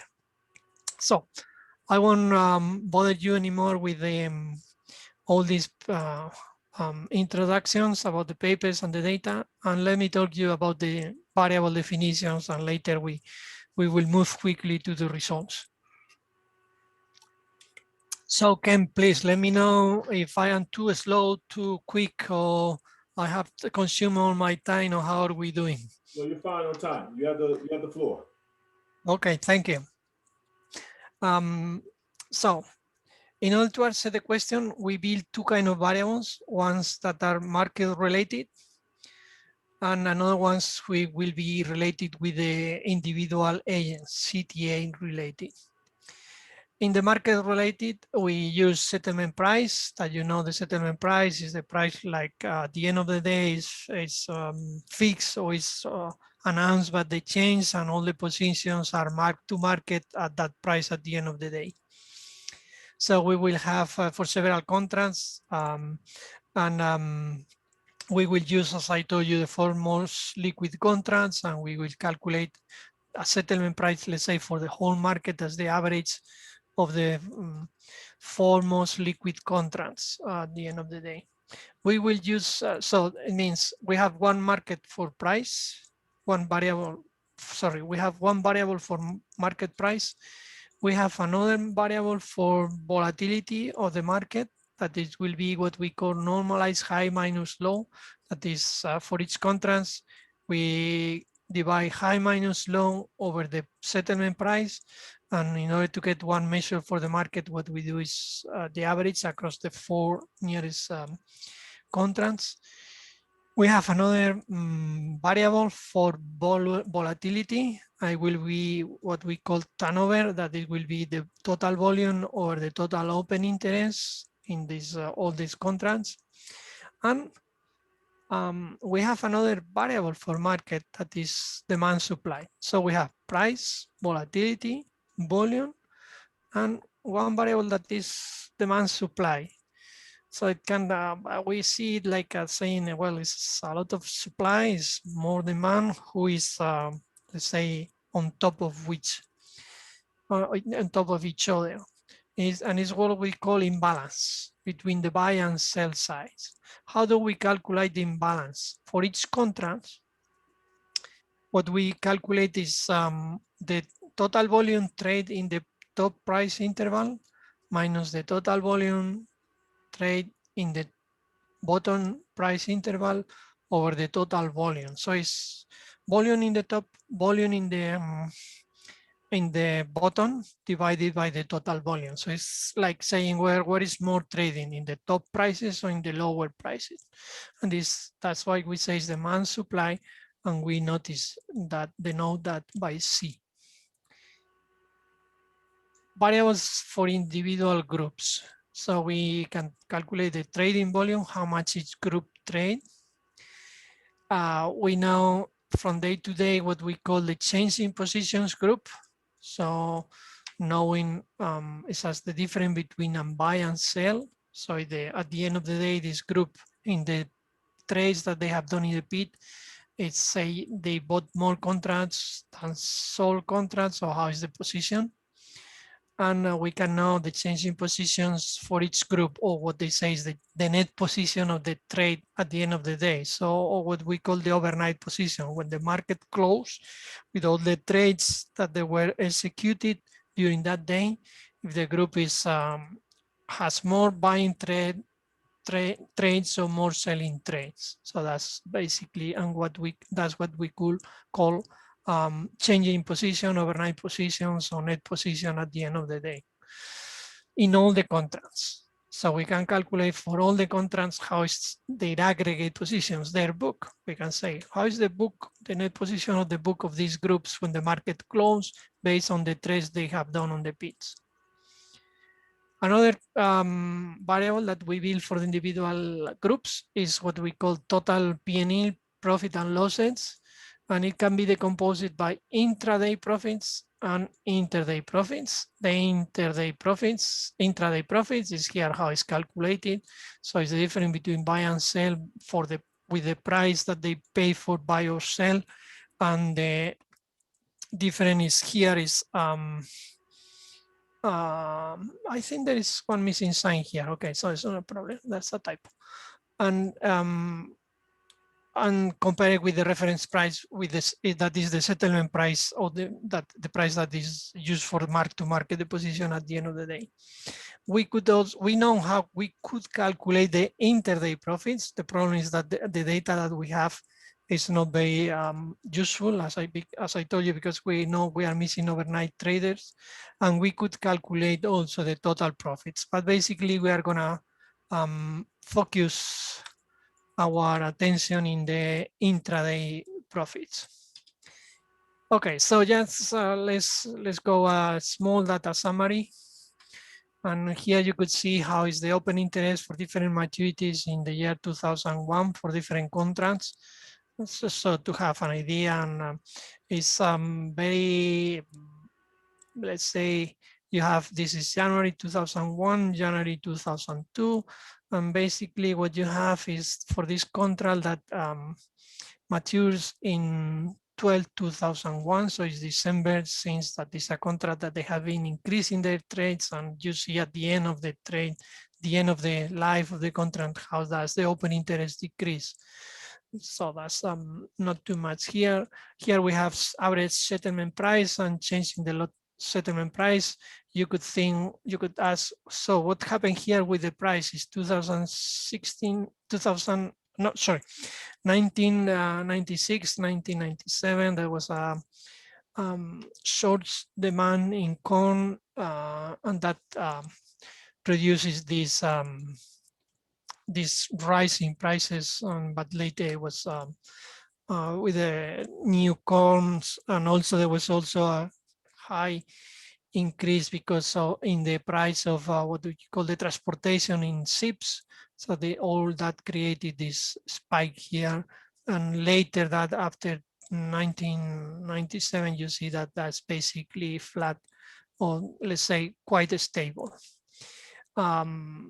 Here is nothing important. There is another thing to mention here. This is open interest, and you see like at the end of the years that we in our sample, the open interest rises quite dramatically, and it was probably motivated by what I told you.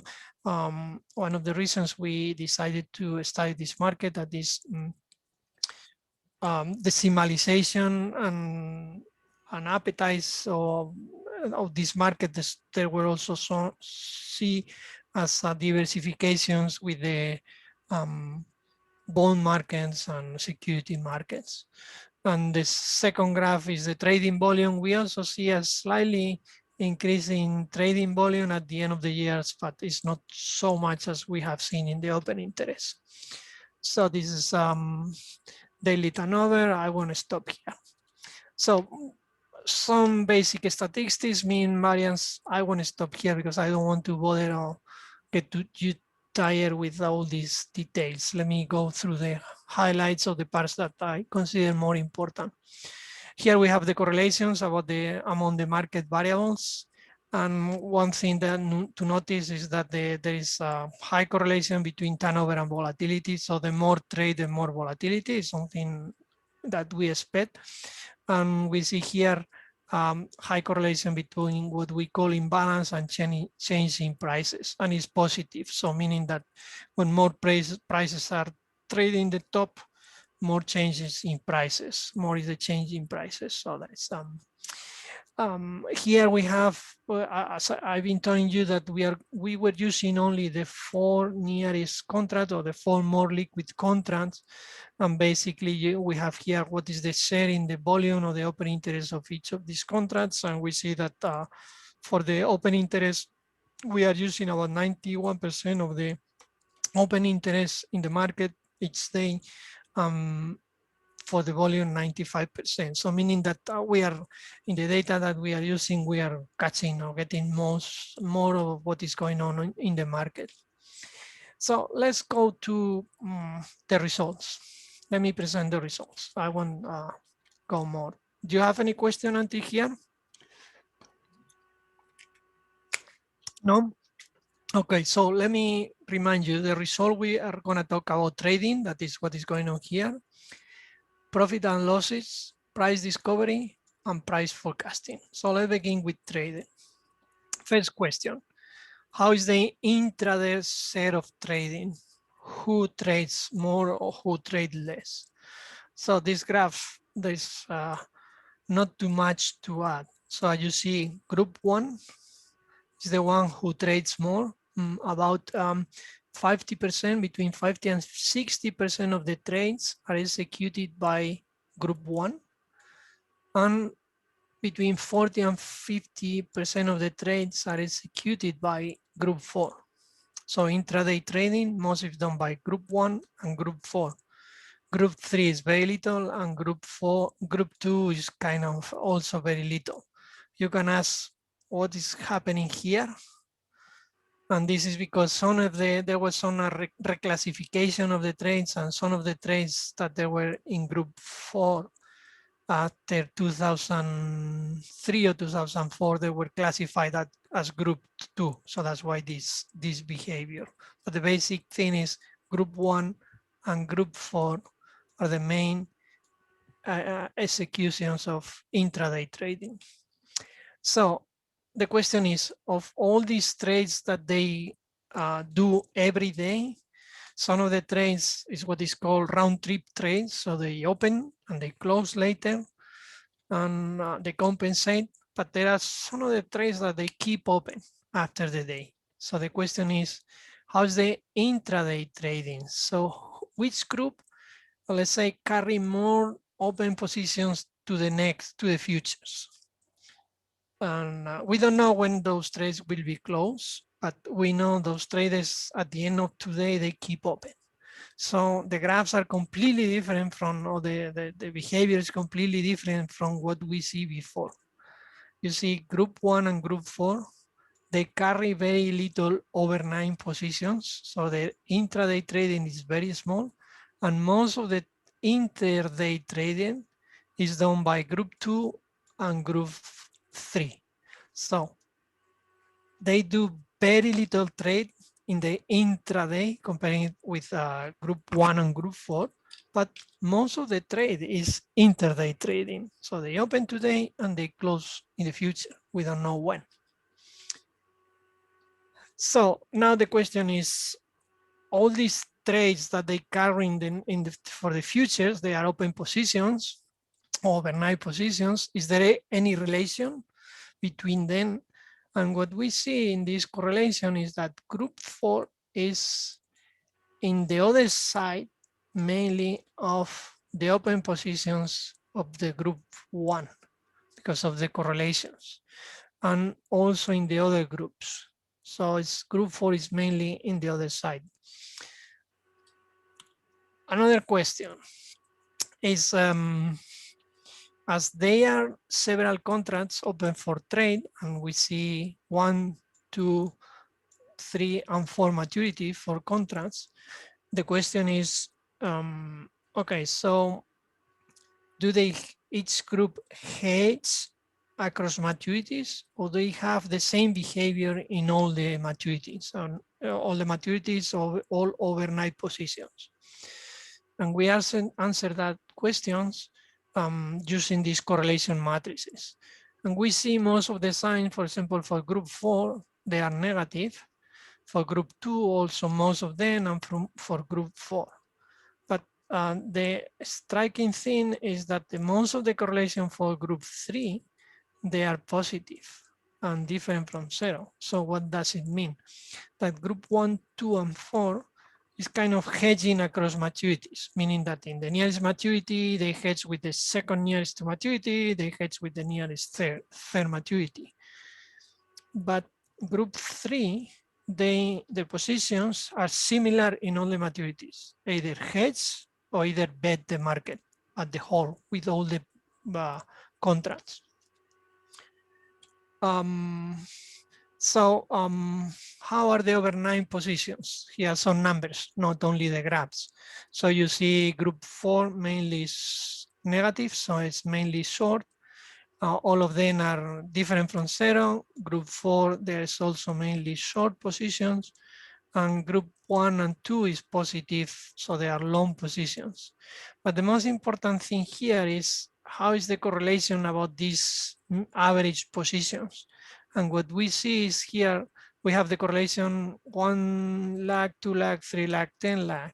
And the most important thing is this, is that the correlation across this lag for group 3 is very persistent. So meaning that this behavior is very persistent. They all every day, almost every day, they do almost the same with these positions. Any question until here? So here is a brief summary, and basically I have already told you I won't go through that. So the next question we answer, profit and losses. I already told you, group 1 on average, they make money. Group 4 on average, they lose money. And there is highly persistent, this behavior. So they is day by day, group 1 make money. Day by day, group 4, they lose money. And after we have group 2 that they don't make money, they don't lose. And group 3 that they lose money, as I told you, and it's not very persistent, but on average, they lose money.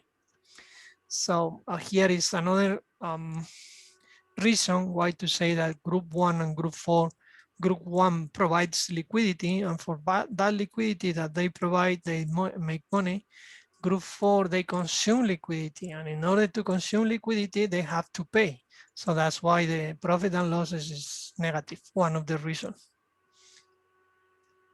These are the cumulative positions. I won't go through that.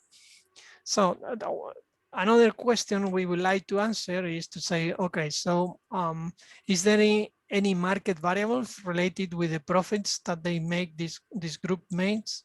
So what we try to do a relation between the unexpected profits, control for log settlement prices, and we want to see if there is any market variables that relates to these profits. So are there any market variable that can explain the profits of these groups?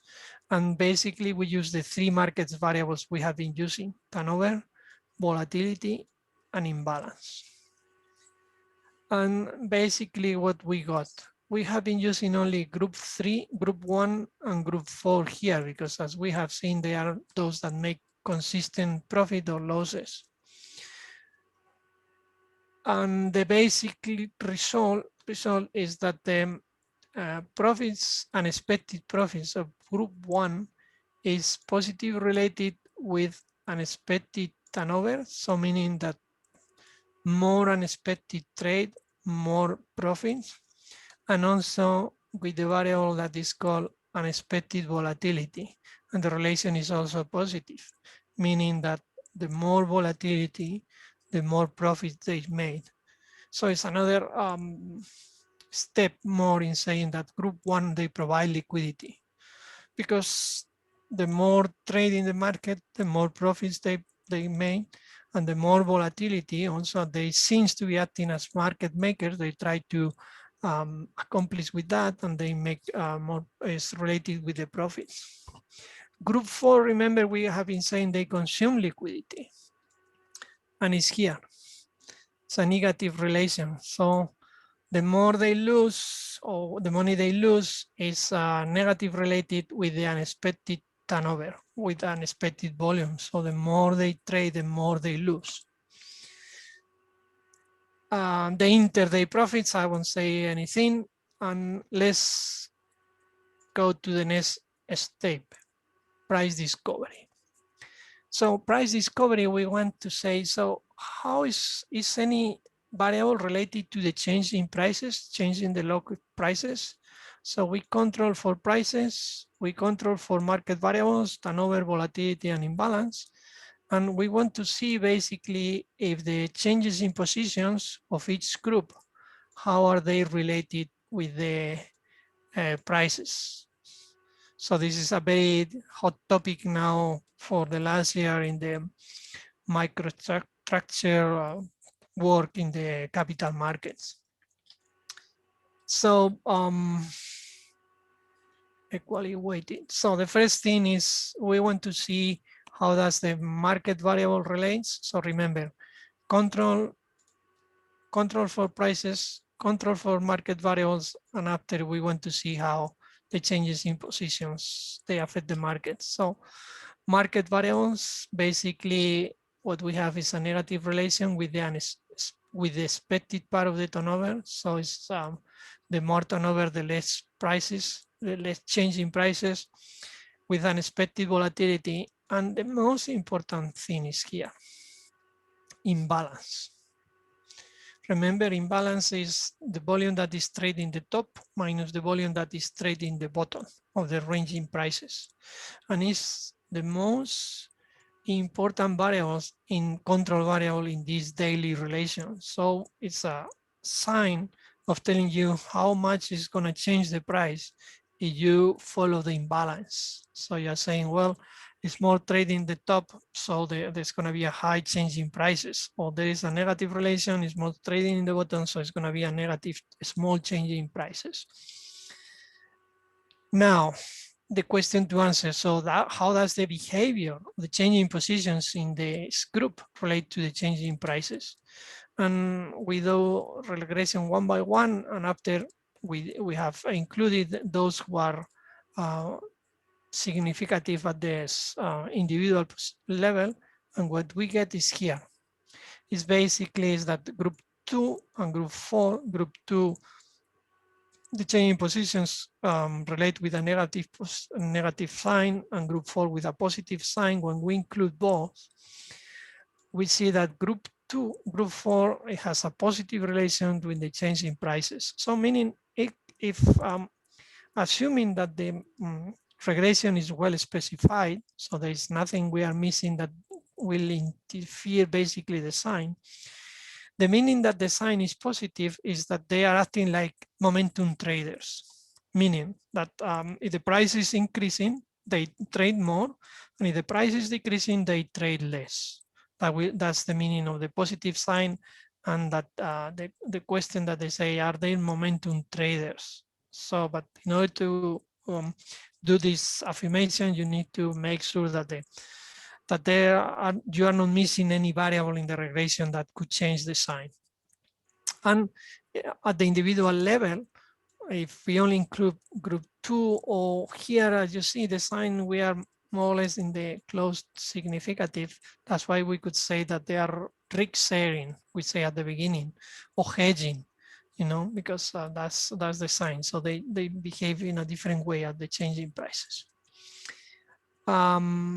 So this is a robustness check, and there is nothing more. So the last part of the paper, how is the price forecasting? The price forecasting, basically what we try to remember in the price discovery, we say, so how is the price formed inside the day with the intraday transactions?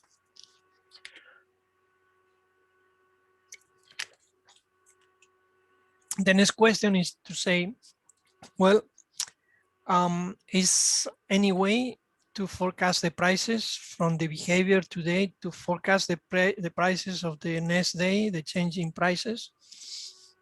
And we will do it in 2 ways. The typical way is doing regressions, or we will do with using some non-parametrics and see how do they relate. And basically, the change in prices, the regression that we do is the same, similar to what we have done in price discovery. So we want to explain the change in prices from today to tomorrow. We control for prices, lag prices. We control for market variable, lag market variables. And we want to see if the changes in positions, the lag changes in positions, how do they influence or they relate with the price, from the change in price between today and tomorrow. Let me put you this final regression. And basically what we see is that for market variables, they have some influence, the imbalance, not as much as in the price discovery. Also some influence the unexpected turnover or unexpected volume. But what we are more interested in was in the changes in positions, meaning that my behavior or my change in position today, do they have any information for the change in settlement price between today and tomorrow? And what we see that group 3, they have some information about how is the price is going to change. And that position, that relation is positive, meaning that if they are long, the change in the price is going to be positive. If at the end of the day, they end short, the price is going to decrease. Next question. We answered that the price forecasting using the non-parametrics. The non-parametrics, basically what we classify is we build 2, let me explain here. So the null hypothesis, what we do is to divide the change in prices in two distributions, two conditional distribution. One depending if the group is long, and another if at the end of the day the position of the group is short. So we say today this group ends in a short position. What is the change in price from today to tomorrow? Tomorrow that group ends long. So what is the change in price between today and tomorrow? And we divide between two distributions, and then we see if the moments of these two distributions are different or are equal. So that means that if how does the change in position signal the change in prices? And also we use it to test for moments, and we use it for the testing the whole distributions. We're using the Kolmogorov-Smirnov test. So meaning if the distribution from the change in prices conditional that you are long is the same or different from the distribution in the change in prices conditional that the group is short. And basically what we have, you see, is for group one, there's no difference between if they end of the day end at the end long or short. For group two, that I remember is proprietary trading accounts, it seems that there is some difference for the skewness and kurtosis. And for group three is, remembering the regressions, there was the only group that they could seems to be forecasting prices, but the regression is the average, the mean. But here we see not only the mean is different in that distribution, but also the skewness and kurtosis and the whole distribution. And group four, nothing. So meaning that you see group three, it seems that they can sign, they can forecast, they can see what is going to happen with the price. And depending on that, they say, well, they end the day long or they end the day short. But remember, they lose money in the intraday. So this is kind of puzzling. Why is happening this? And this has been for a long time. And well, nobody's has answered that question, mainly because, or nobody has seen this question so clear, because mainly most, as I told you, the trades in group three, they are trades for the member's own account, but they are done for another member. So basically everyone has been studying together group one and group three. And even if the trades in group three, they are small compared with the trades in the other groups, this behavior has not been pointed before, and it's kind of puzzling. We don't know what's happening. It could be because so there are two kind of talking with the people at CFTC. They say that it could be two reasons why is this happening, and one is because group three, they could be trades who are in the option markets or in another market, and they come to the futures market to hedge or to hedge their positions in the option markets, and they hedge here in the futures, or they do the position here, they open the position here in the futures, and they head in the option markets. So that could be one reason why this kind of puzzling behavior of group three. Sorry. And another reason could be that they are in the same market, members on account, members that they have some information, and instead of trading that, doing that trades for their own, that the others in the market, they will know who they are and they will follow their behavior. They say, no, that information I will trade through group three. So group three, they know that they trade by some member, but I don't know the member. So that could be the reason why this behavior on group three. Well, here you have some robustness, and let me conclude, summarize.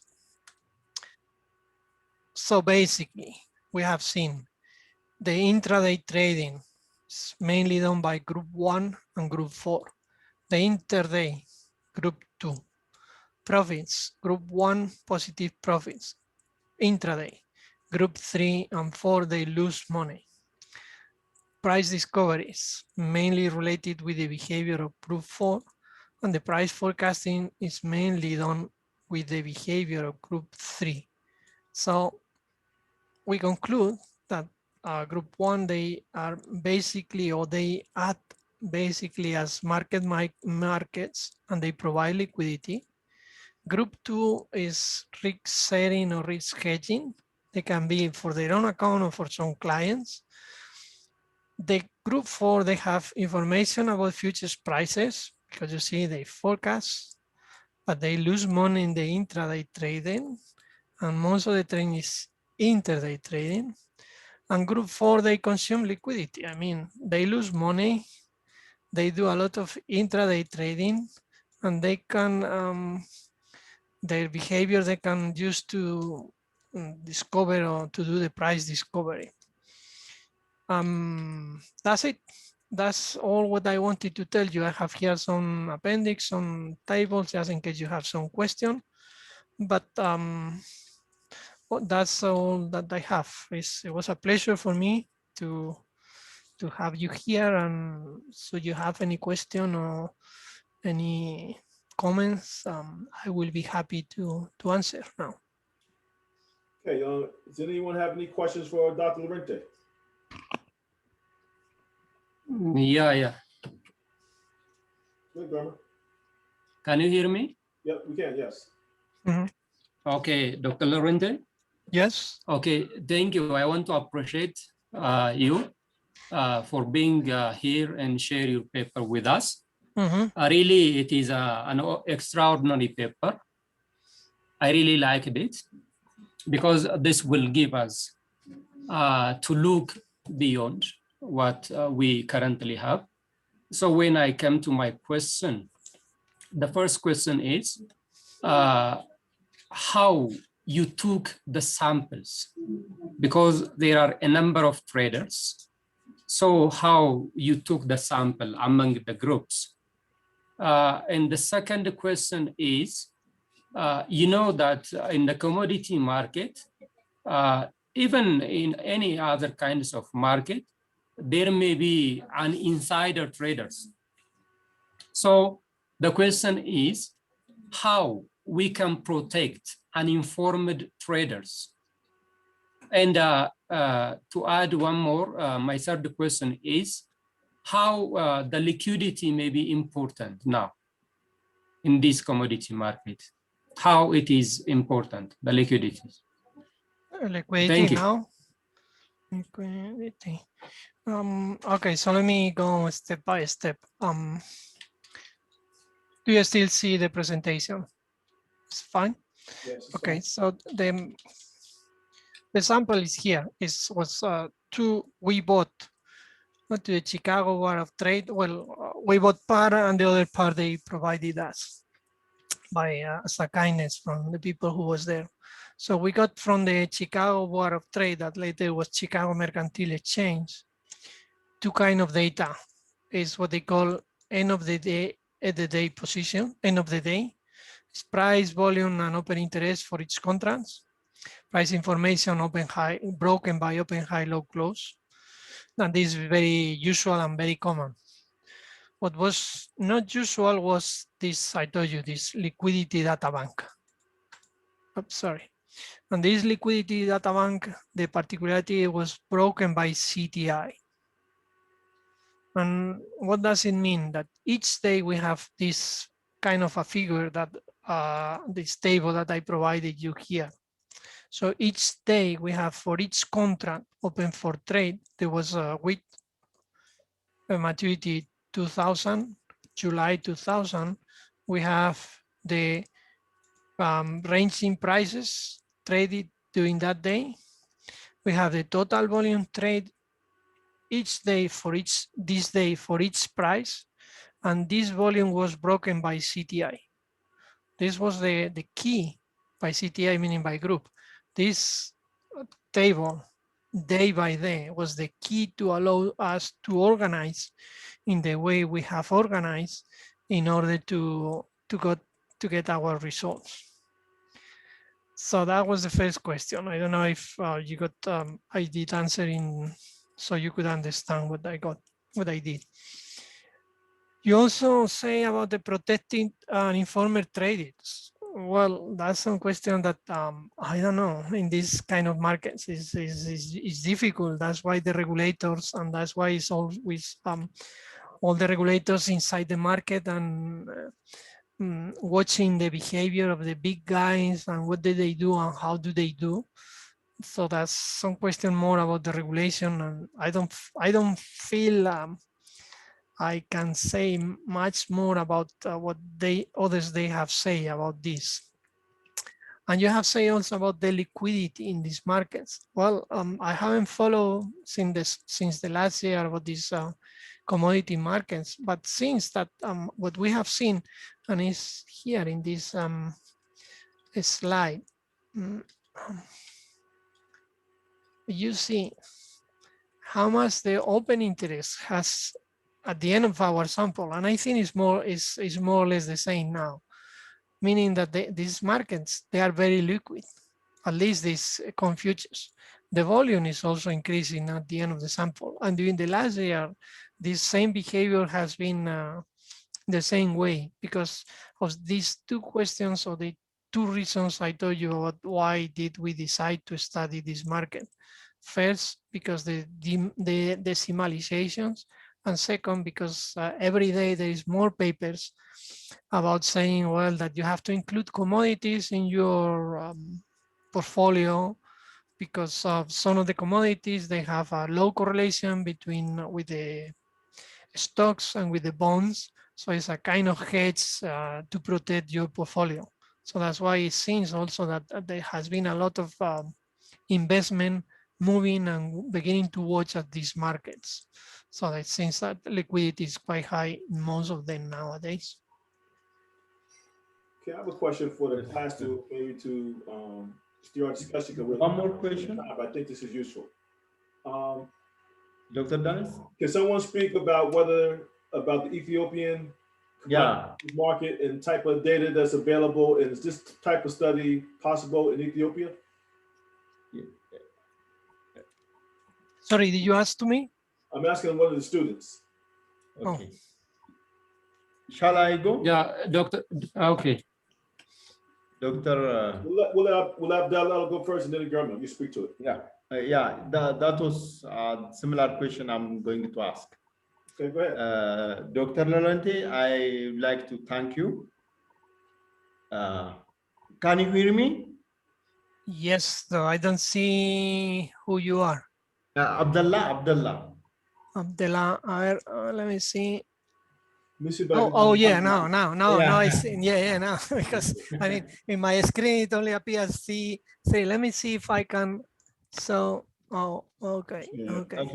Yeah, I can only see several of you. So I can only see. Can you stop your screen share? Can you stop your screen share? Oh, here we go. Can I stop my screen share? Okay, so let me. There we go. Let me see. Okay. This is Abdullah. There you go. Yeah, no, sorry. How is this done? Oops. Let me do it. No. Okay. All right. Okay. Now. Thank you. Thank you, Dr. Llorente. Thanks to you. Thanks. Yeah, for presenting this world-class paper for our candidates. So in Ethiopia, we have commodity markets. Ethiopian Commodity Exchange. So the trading of commodity types are mostly coffee and some other agricultural products. So my question is it the replication of this paper in terms of changing type of commodity like coffee? When had it been the I think you are concerning on corn and wheat, yeah? Corn, yeah, it's corn futures. Chicago. Corn futures and also some wheats. No, the wheat is the sample of the because I couldn't find the corn, but the data is corn futures. It's corn futures. Data is corn futures. Yeah. What about the behavior of the traders about the pricing aspect, the forecasting issue? Had it been the Barabilis coffee trading? Now we are suffering from price of oil also. So in Africa, we are from Ethiopia. So you remember that during the COVID-19 outbreak, the oil price is so below zero, yeah, negative. It went to below zero. Now the oil price is rise up. Now in Ethiopia, we are suffering from the rising price of oil. So if the model you used, the methodology you used, can it be replicable? Has it been the behavior of traders or everything, the group you classified? And how things will be different? Well, I don't know how it's different. How different will be. I mean, because this probably its market is different from each other, and where they are trade and how they are trade. And remember that the forecast that we do is today for tomorrow. That's it. We don't do long-term forecasts. You can try to do it. There are several papers I mentioned here in the introduction. They have done it with a different kind of data, but they have done some forecasting in this. Let me see if I share again the screen. But using these end of the day positions, they were done some Granger causality and some forecasting. This paper of Bujusahin and Harris. So they study that relation between price and end of the day positions, but it's end of the day positions. No, it's but the end of the day position is kind of, as I told you, they don't tell you anything about the prices that were the positions that were established, and how do you define the large traders? So you cannot say, you can say this thing, but you cannot talk about information. You cannot talk about liquidity. It's very different, very difficult to do with this kind of data. So it depends on the data that you have, what you can say or what you can do. Okay, we have time for one more question. Let's, is Ms. Bugali there? I'd like to ask Ms. Bugali a question. Ms. Bugali, Mr. Yes, Professor. Your presentation is next. So if you're willing to go past 10 o'clock, we can give you 45 minutes. Is that sufficient, or would you like to wait till next class? 45 minutes, I think it's sufficient. Okay, all right. So we have time for one more question, then we'll go to Ms. Bugali. Guillermo, I think you had a question.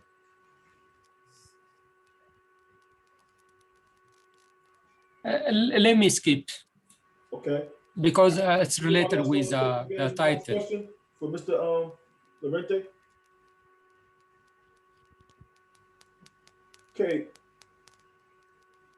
Okay. Guillermo, I want to thank you very much. I think that was very informative to see that type of analysis, and very good paper, nice publication. I'm sure you got a nice raise from the nice publication. And so that's why we do, sometimes we get the benefit of a good paper is you get a nice pay raise. So maybe you could treat me for dinner one day because you're making the big bucks. Thank you. So, thank you. But you're welcome to stick around for Ms. Bugali's presentation, and we'll answer questions after. But we really appreciate your participation. Thank you very much. Well, thank you. Thank you, all of you. It was a pleasure. It was very interesting for me to meet you, to share my research with you, and to hear of your questions, comments, and clarifications. But I apologize because now it's time for me to go for lunch. It's my midday. Right. So I hope you understand, but I will leave the. Well, I have one professional request. If in the future, if one of my students has a question for you about research, would you be willing to answer their questions if they send you an email? Yeah, yes, of course, please. Don't mind if I share your email, and maybe they can ask questions about how they might be able to apply your type of research to the Ethiopian market. Okay, yes, I will be happy to answer. So please feel free to do that and we'll keep in touch. Don't worry about that. All right. Thank you. Appreciate you.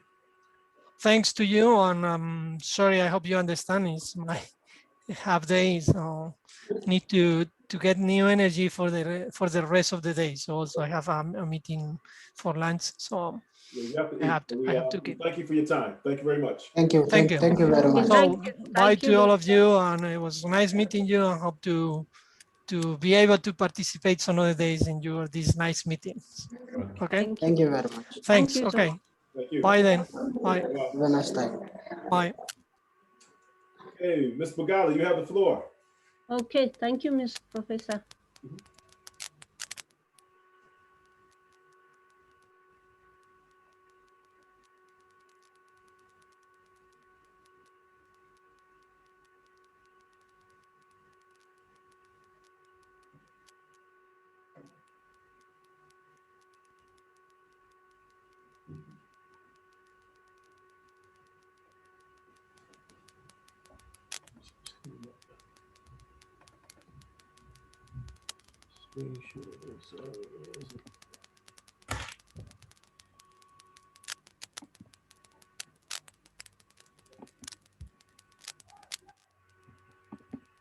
Okay, why don't you try now? Is it working? Screen share?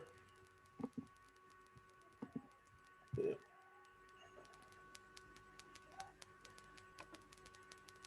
All right. Do you see my screen? Yes. Do you see my screen? Yes. Okay. So I would like to thank Professor Daniels for the chance given to me. So my topic is capital structure choices on firms' financial performance and empirical analysis on Ethiopian private commercial bank. So I have this outline for my presentation. So it is classified into 3 chapters, as you see.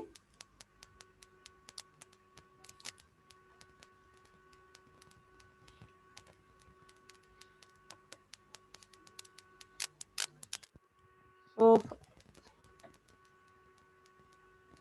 as an introduction, let me introduce my topic first. So since late 1950s, studies of Lindner in 1956 and Herschlifer in 1958 and Modigalir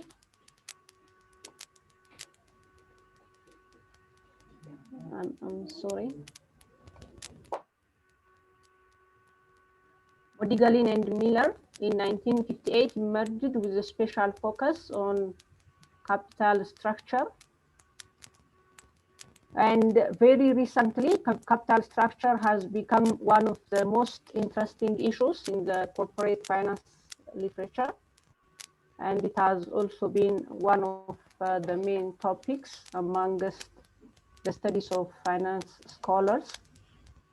So the importance of capital structure derives from the fact that it is strongly related to the ability of firms to fulfill the needs of various stakeholders. And as per Donaldson 1978, the significance of capital structure decision is underlined by the researchers through the empirical findings of its influence on the performance and solvency of the firm. The other is the cornerstone of this theoretical research pertaining to the capital structure was a decisive work done by Modigallian and Miller in 1958. The other is the existence of a link between a firm's capital structure and its financial performance has been a hotly debated research topic for overall several decades in finance research. And the starting point of the debate could be The starting point of the debate could be many cases be found in the famous Miller and Modiglian propositions from the 1950s, which claims that a firm's performance is independent of its capital structure. Of course, lately they have corrected this proposition in 1963. I will discuss that one later on.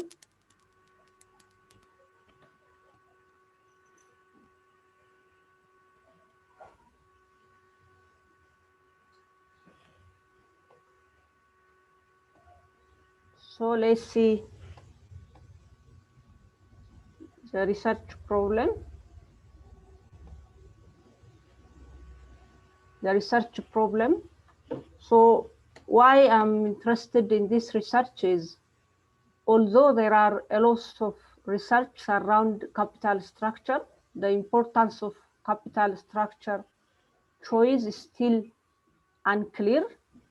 So as per these researchers, there are different findings.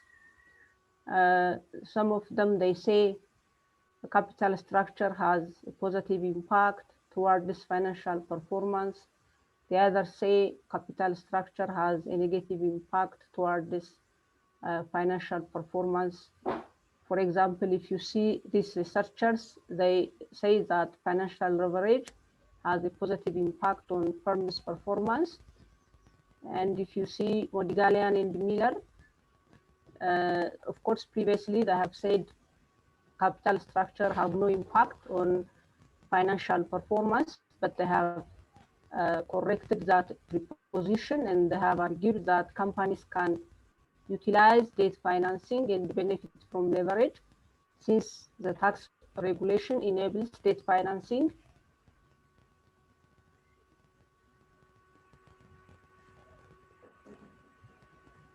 I'm sorry.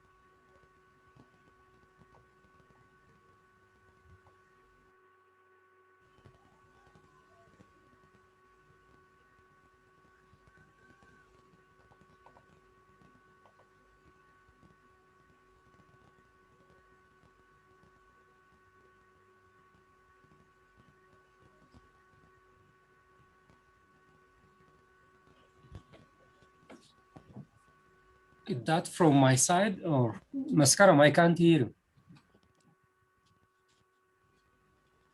Can you hear me?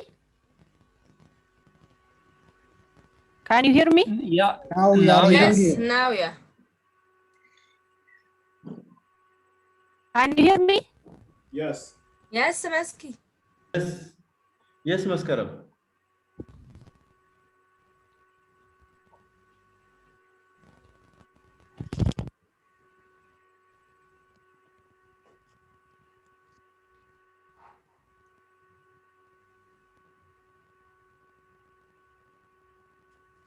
Can you hear me? Yes.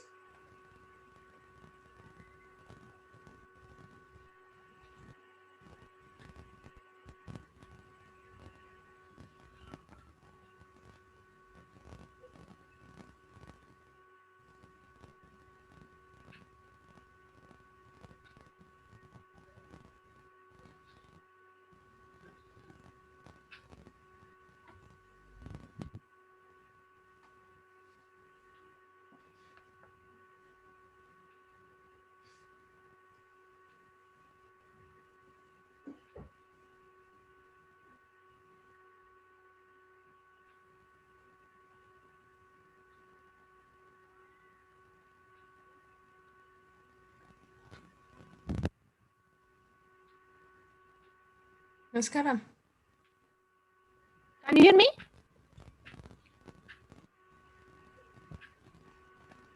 You are lost in the midway.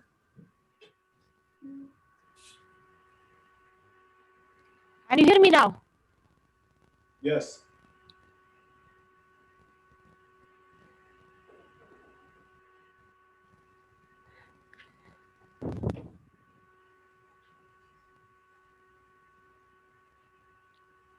So let me continue. Can you hear me? Yes. So let me go to the research problem. So let me go to the research problem. So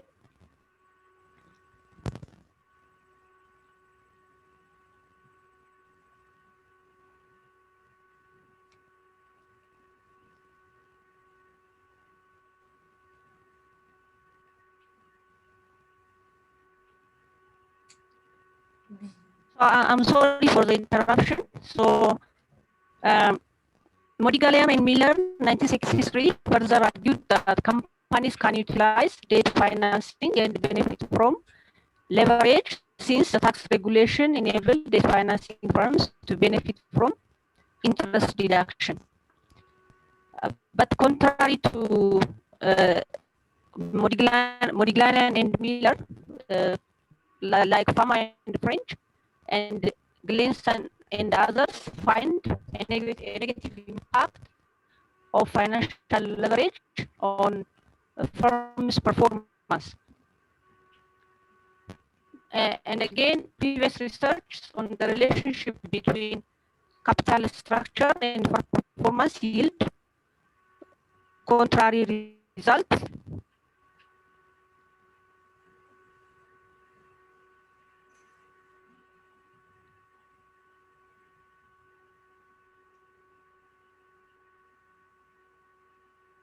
Contrary results. So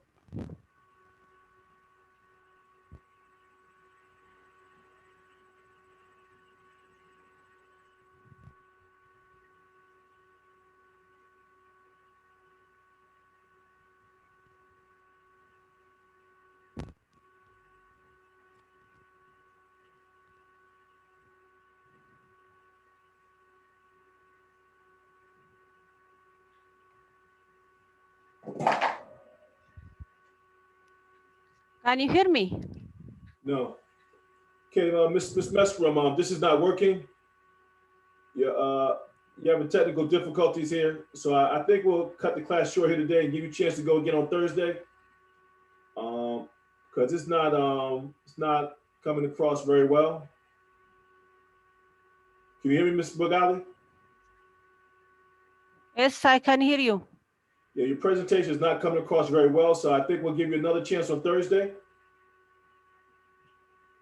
Okay.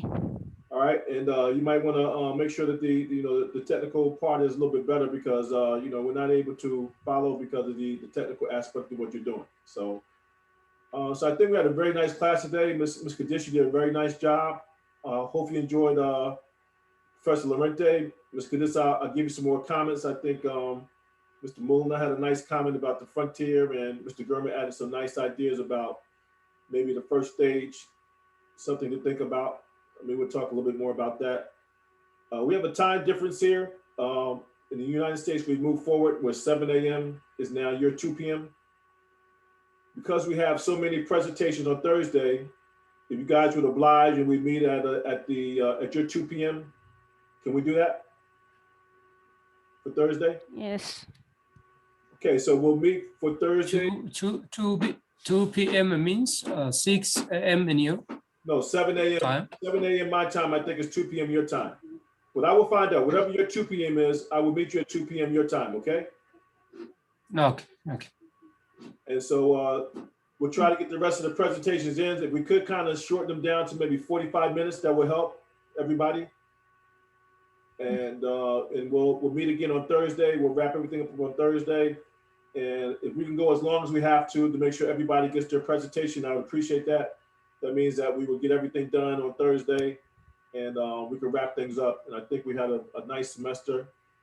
I think Mr. Llorente is an interesting maybe contact that maybe you guys can exploit in the future, that if there is the data there for the Ethiopian market in commodities or commodity futures, that might be interesting aspect to try to explore.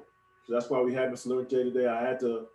I wanted to give him the courtesy of speaking as he wanted, because I did not want to insult him by cutting him off. So I apologize for letting him go on, but that is the protocol. When you invite somebody, you have to let them speak as long as they want. So hopefully you understand that.